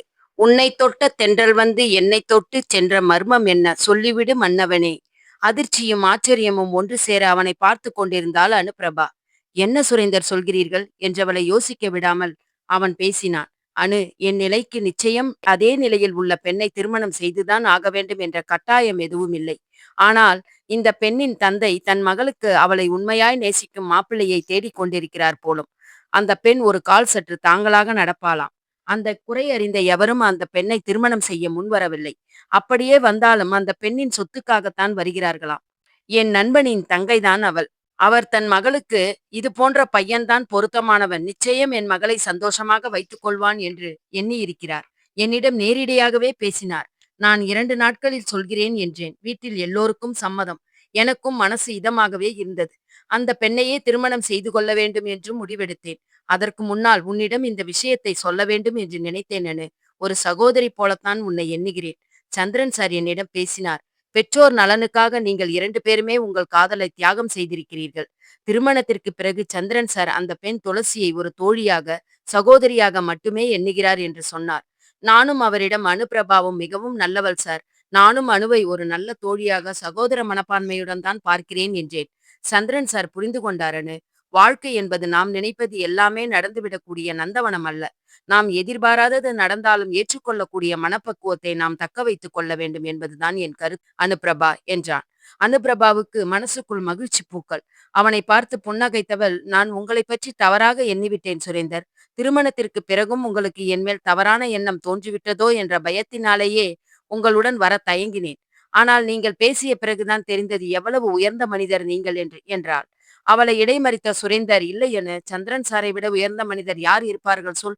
திருமணத்திற்கு முன்பு நான் உன்னை காதலித்திருக்கிறேன் என்பது தெரிந்தும் எனக்கு வேலை கொடுத்தாரே உங்கள் கம்பெனியில், உன்மேல் எந்த அளவுக்கு நம்பிக்கை இருந்தால் இந்த அளவுக்கு செய்வார்? அவருக்கு, அந்த நல்லவருக்கு துரோகம் செய்தால் சாப்பிடும் சாப்பாடு மட்டுமல்ல, இந்த உலகத்தில் நன்றி கெட்ட ஜென்மமாய் 7 பிறவிக்கும் துன்பப்பட நேரும் அனு என்றான்.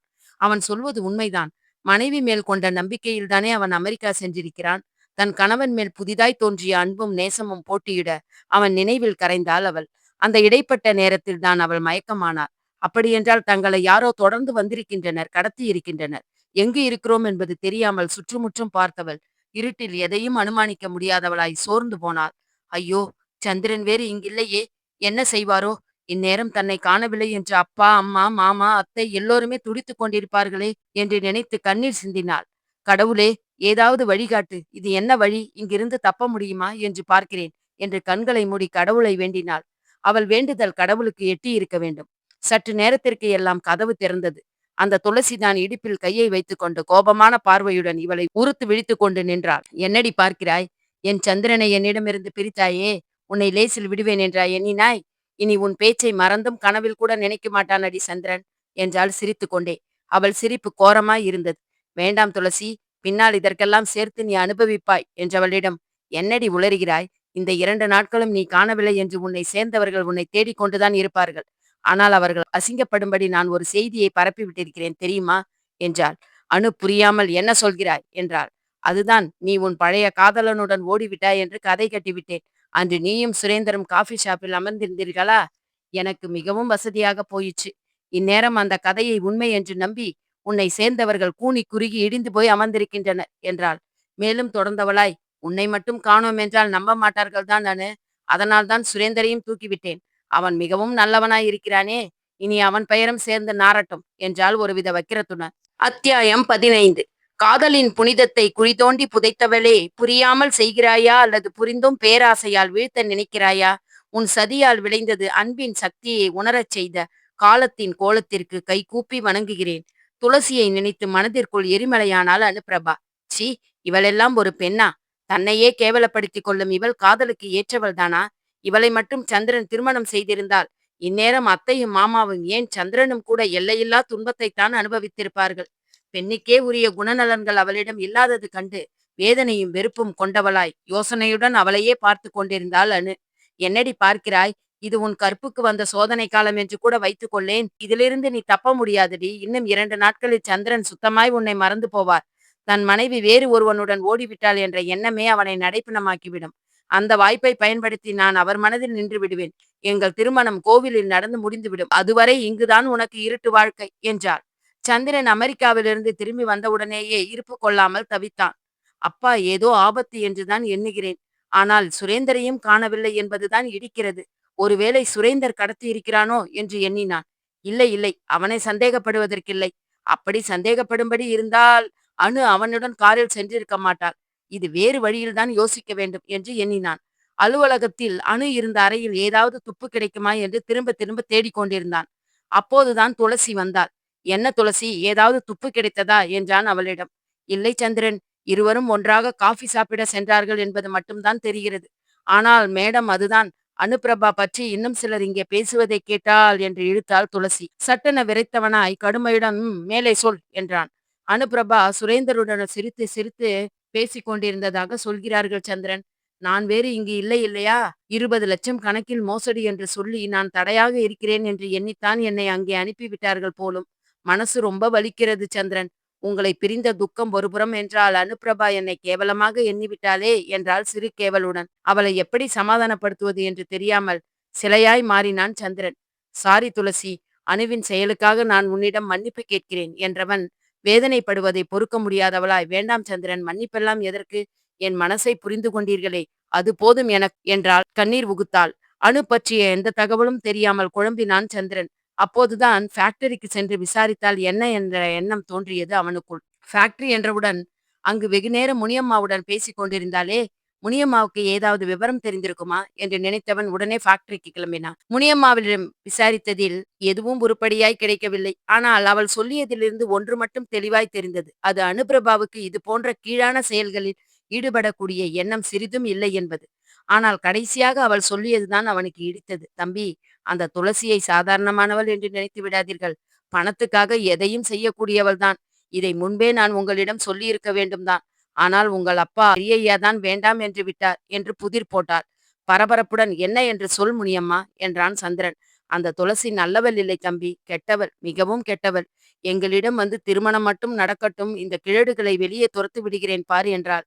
நாங்கள் ஆச்சரியப்பட்டு போனோம். பெரியய்யாவிடம் சொன்னபோது அவள் நினைப்பது எதுவும் நடக்காது. இதை நீங்கள் என் மகனிடம் சொல்ல வேண்டாம், அவன் மனம் வேதனைப்படும் என்று சொல்லிவிட்டார் தம்பி. இந்த நிறுவனத்தில் 25 வருடமாய் வேலை பார்க்கிறேன். நான் பொய் சொல்ல மாட்டேன் என்று உங்களுக்கு நன்றாகவே தெரியும்.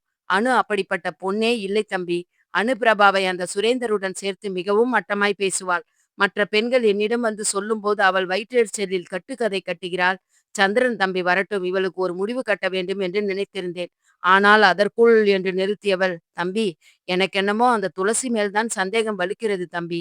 அவள்தான் ஏதோ செய்திருக்கிறாள். நீங்கள் அவளை உற்று கவனித்துக் கொண்டிருங்கள்.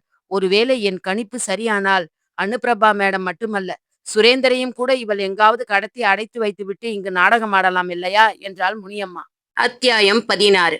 நல்லதும் கெட்டதும் வாழ்க்கை என்றாலும் கெட்டது வெற்றி பெறுவதற்கான சாத்தியக்கூறுகள் தோன்றி மறையக்கூடும். நல்லது பொய்த்து போவதற்கான சாத்தியக்கூறுகள் தோன்றி மறையக்கூடும்.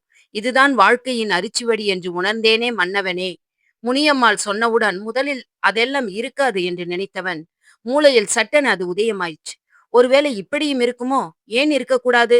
இப்படியும் எண்ணலாமே. துளசிக்கு என்னை திருமணம் செய்து கொள்ள விருப்பம். காதல் திருமணத்தில் கைகூடவில்லை. போதாதற்கு நானும் ஊரில் இல்லை. அணு வேறு துளசியின் குளறுபடியால் கிட்டத்தட்ட 20,00,000 கணக்கில் இடிக்கிறது என்று கண்டுபிடித்திருக்கிறாள். சுரேந்தரும் அனுபிரபாவும் காதலர்கள் என்று அவள் மோப்பம் பிடித்து கண்டுபிடித்திருக்கலாம். அனுபிரபாவை பழி தீர்க்க ஏன் கடத்தி இருக்கக்கூடாது? துளசியால் அது முடியுமா? அவ்வளவு கெட்டவளா அவள்? பார்த்தால் அப்படி தெரியவில்லையே என்று குழம்பினான்.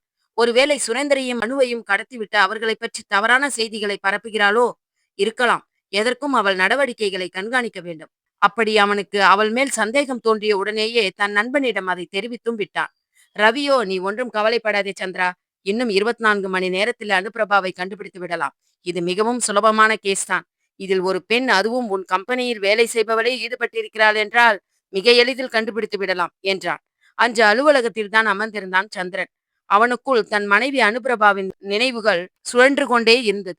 விருப்பமில்லாமல் பெற்றவர்களுக்காக செய்து கொண்ட திருமணம் என்றாலும் இந்த ஒரு வருட வாழ்க்கையில் அவன் அவளை பற்றி நன்கு புரிந்திருந்தான். அவன் மேல் அவளுக்கு கோபம் இல்லை. மாறாய் தன் தந்தை மேல் அவளுக்கு கோபம் இருந்தது.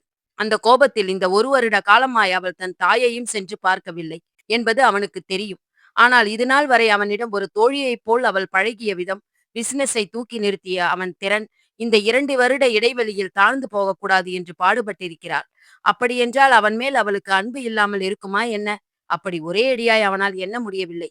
துளசியை அவன் திருமணத்திற்கு முன்பு காதலித்திருக்கிறான். அவளைத்தான் மணந்து கொள்ள வேண்டும் என்றும் நினைத்திருந்தான். ஆனால் அவன் மனதில் அவள் இல்லை என்றால் செத்துவிட வேண்டும் என்ற எண்ணம் தோன்றவே இல்லையே. சாதாரணமாக அவளை மறந்து அணுவின் கழுத்தில் தாலி கட்ட முடிந்ததே. அப்படியென்றால் எப்படி அது காதலாகும்? இதோ அணு இல்லாமல் புழுவாய் துடிக்கும் மனதுக்கு ஆறுதல் கூற முடியவில்லை. அவள் இல்லாத வாழ்வை நினைத்து கூட பார்க்க முடியவில்லை அவனால். அப்படியென்றால் அவன் தன் மனைவி அணுவை நேசிக்கிறான் என்றுதானே அர்த்தம்? கடவுளே, இது இந்த நேரத்தில் அல்லவா அவனுக்கு விளங்குகிறது. நான் என்ன செய்வேன்?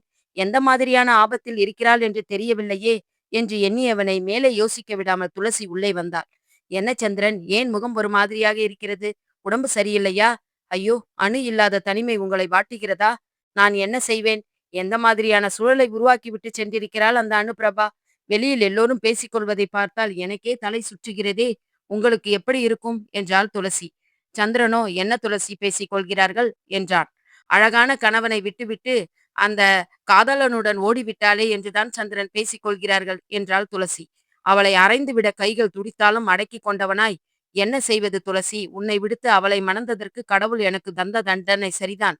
எனக்கு இப்போதுதான் புரிகிறது துளசி. பெண் பாவம் பொல்லாதது என்று சொல்வார்கள்.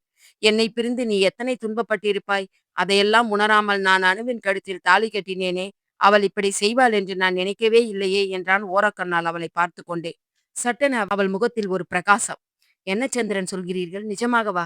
என்னால் என் கண்களையே நம்ப முடியவில்லையே என்றாள். ஏன் துளசி நம்ப மறுக்கிறாய்? என்னை விடுத்து அந்த சுரேந்தருடன் ஓடினாளே அணு, அவளை விட நீ பல மடங்கு உயர்ந்தவள். இப்போதுதான் எனக்கு அது புரிகிறது என்றான்.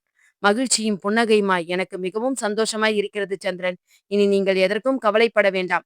நம்மை பிடித்த சனியன் விட்டது என்று சந்தோஷமாக இருங்கள். உங்கள் மனதில் அந்த அணுவின் ஞாபகம் வராதவாறு நான் பார்த்துக் கொள்கிறேன். அதற்கு முன்னால் எனக்கு ஒரு முக்கியமான வேலை இருக்கிறது. வருகிறேன் என்று விட்டு போனார். தன்னை கை கால்களை கட்டி இருட்டான அந்த அறைக்குள் போட்டவர்கள் யார் என்று சுரேந்தர் குழம்பினான். தான் ஓட்டலில் அனுபிரபாவுடன் தானே பேசிக் கொண்டிருந்தோம். பிறகு எப்படி இங்கு வந்தோம் என்று குழம்பிக் கொண்டிருந்தான். ஆனால் தான் கடத்தப்பட்டிருக்கிறோம் என்பது மட்டும் அவனுக்கு புரிந்தது. எப்படி இங்கிருந்து தப்பிப்பது என்று அவன் யோசித்துக் கொண்டிருந்த போதுதான் அந்த அறை கதவு திறக்கப்பட்டது. எதிரே துளசி நின்று கொண்டிருந்தாள். அவனை பார்த்து, என்ன சுரேந்தர், ஒரே குழப்பமாக இருக்கிறதா? இதே உன் நிலைமைதான் அனுப்பிரபாவுக்கும் என்றாள். ஏய், சி, நீ எல்லாம் ஒரு பெண்ணா? அனு உன் தவறை கண்டுபிடித்து விட்டாள் என்றுதானே அவளை கடத்தினாய் என்றான் கோபத்துடன். பரவாயில்லையே, தெளிவாய் புரிந்து கொண்டாயே என்றாள் துளசி. அவள் யாரடா நாயை என்னை கண்டுபிடிக்க? இதோ பார், சந்திரனை நான் காதலித்ததே அவனுடைய சொத்துக்காகத்தான். காலம் முழுவதும் சொகுசாய் வாழலாம் என்ற எண்ணத்துடன் தான். என் நினைப்பில் மண்ணை அள்ளி போட்டதோடு மட்டுமல்லாமல் என் வேலைக்கும் வேட்டு வைக்க எண்ணினாலே அவளையா நான் சும்மா விடுவேன்? இந்த துளசி யார் என்று காட்ட வேண்டாம் அவளுக்கு? அதுதான் உன்னையும் அவளையும் ஆள் வைத்து கடத்தினேன். நீயும் அவளும் காதலர்கள். அணு தன் காதலனுடன் ஓடிவிட்டாள் என்று கதை கட்டிவிட்டேன். ஊரும் நம்பிவிட்டது. அது ஏன், அவள் புருஷன் சந்திரன் கூட நம்பிவிட்டான் என்றால் பார்த்து கொள்ளேன். இனி சந்திரன் என் சொல்படிதான் நடப்பான் சுரேந்தர். அனுப்பிரபாவின் துரோகத்தை எண்ணி வேதனைப்பட்டுக் கொண்டிருக்கும் சந்திரசேகர் இனி எனக்குத்தான் சொந்தம் என்றாள் அவள். அடி பாவி, இப்படி செய்து விட்டாயே! அணுவின் வாழ்க்கையை சிதைத்து விட்டாயே! நீ நல்லாவே இருக்க மாட்டாய். இந்த பாவத்துக்கு தண்டனை உண்டு உனக்கு என்றான் அவன். வாய்விட்டு சிரித்த துளசி அவனை மீண்டும் கோபத்துடன் முறைத்தாள். ஏய் கபாலி, இவனை நாலர் சாத்து சாத்து. இவன் அடி வாங்குவதை நான் பார்க்க வேண்டும் என்றாள். அந்த கபாலி தன் பெரிய உருவத்தை தூக்கி கொண்டு சுரேந்தரின் முதுகில் ஓங்கி குத்தினான். அடித்தாள முடியாமல் சுருண்டு விழுந்த சுரேந்தரை ரத்தம் வரும் அளவுக்கு மேலும் மேலும் அடித்தான் அந்த கபாலி. போதும் கபாலி, இப்போது நாம் அந்த ஓடுகாலி அனுபிரபாவின் அறைக்கு செல்வோம் வா என்றாள். மீண்டும் அந்த கபாலி அடுத்து இருந்த அறைக்கதவை திறந்தனர். அங்கு சோர்வுடன் சுருண்டு படுத்திருந்த அனுபிரபா இவளை கண்டவுடன் சட்டென எழ முற்பட்டாள். ஆனால் அவள் எழ முடியாதபடி கால்களும் கட்டப்பட்டிருந்தது. அவள் முயற்சியைக் கண்டு சிரித்த துளசியோ, என்னடி பார்க்கிறாய், உன் நிலை அங்கு படுமோசமாகி போயிற்று. சந்திரன் உன்னை வெறுத்து ஒதுக்கிவிட்டார். கள்ள காதலனுடன் நீ ஓடிவிட்டாய் என்ற செய்தியே உன்னை மறப்பதற்கு போதுமானது என்று நினைக்கிறேன். இனி சந்திரனை மனம் செய்து கொண்டு அந்த கிழடுகள் இரண்டையும் துரத்திவிட்டால் நான் சந்தோஷமாக இந்த ஜென்மம் முழுவதும் வாழலாம் என்றாள் அவள். அவள் சொன்னதை கேட்ட அனுவோ, சீ, வாயை மூடு. ஒரு காலம் சந்திரன் அப்படி நம்பக்கூடியவர் அல்ல. என்னை பற்றியும் சுரேந்தர் பற்றியும் அவருக்கு நன்றாக தெரியும். உன் திட்டம் அறியவே ஒருவேளை அவர் நடித்திருக்கலாம் என்றாள் அனு சீற்றத்துடன். சரியாக சொன்னாய் அனு என்றான் சந்திரன். அத்தியாயம் 17. அன்பே, உன்னுள் இருப்பது நானென்று அறிந்து கொண்டேனடி.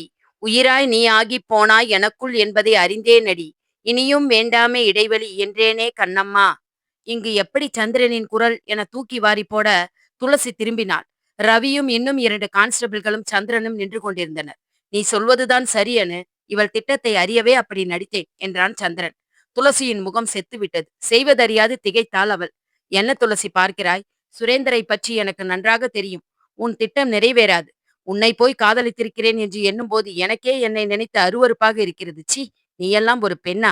என் மனைவியை தவிர வேறு எந்த பெண்ணையும் தொடக்கூடாது என்று நினைப்பதால் உன்னை அடிக்கவில்லை. இல்லையென்றால் நீ இந்நேரம் என்றவன் ரவியிடம், ரவி, நீ இவளை பார்த்துக்கொள். அநேகமாய் அடுத்த அறையில்தான் சுரேந்தர் இருப்பான் என்று நினைக்கிறேன் என்று கூறி அந்த கதவை திறந்தான். அங்கு சுரேந்தர் குற்றியிரும் குலைவுயிருமாக இருந்ததை பார்த்து பதறி போயினர் இருவரும். உடனடியாக அவனை மருத்துவமனையில் சேர்த்தனர். துளசிதான் எல்லாவற்றையும் செய்திருக்கிறாள் என அறிந்து அணுவிடம் அவளை பற்றி தவறாக பேசியவர்கள் மன்னிப்பு கேட்டனர். முனியம்மாள் மகிழ்ந்து போனாள். நான் தான் சொன்னேனே தம்பி, அந்த துளசி மேல் எனக்கு சந்தேகமாக இருக்கிறது என்று சொன்னாள் அவள். ஆமா முனியம்மா, நீ சொன்னதுதான் சரி. நீ சொல்லிய பிறகுதான் எனக்கு சந்தேகமே உருவானது. நீ சொன்னது போல் சிந்திக்க ஆரம்பித்தேன். துளசியின் நடவடிக்கைகளையும் கண்காணிக்க ஆரம்பித்தோம். அவள் என்னிடம் அன்று அப்படி பேசிவிட்டு சென்றவுடன் ஏதோ விஷயம் இருக்கிறது என்று ரவியும் நானும் இவளை பின்தொடர்ந்தோம். எதற்கும் இருக்கட்டும் என்று 2 போலீஸ்காரர்களை அழைத்து வந்தது நல்லதாகி போயிற்று.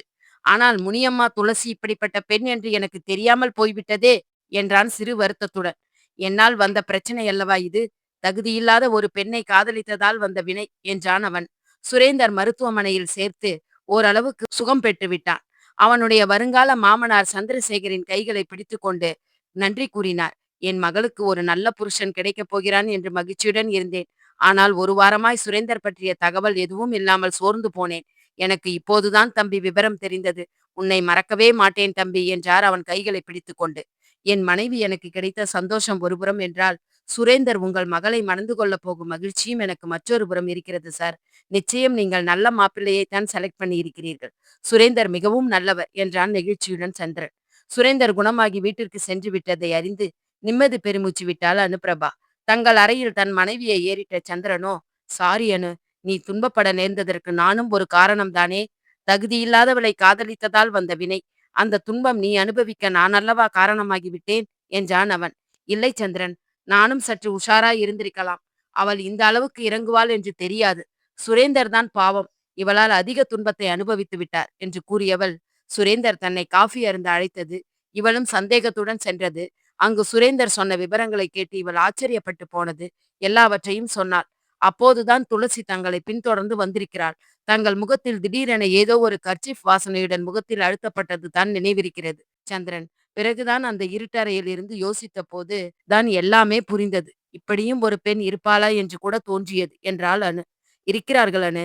பணத்துக்காக எந்த அளவுக்கு வேண்டுமானாலும் இறங்கி போகும் மனிதர்கள் உண்டு என்று கேள்விப்பட்டிருக்கிறேன். ஆனால் அது துளசியாக இருக்கும் என்று நான் எண்ணவே இல்லை அனுபிரபா என்றான் சந்திரன். நடித்திருக்கிறாள் சந்திரன். உங்களிடம் தன் வேஷம் வெளிப்படாத வண்ணம் மிகவும் சாமர்த்தியமாக இருந்திருக்கிறாள்.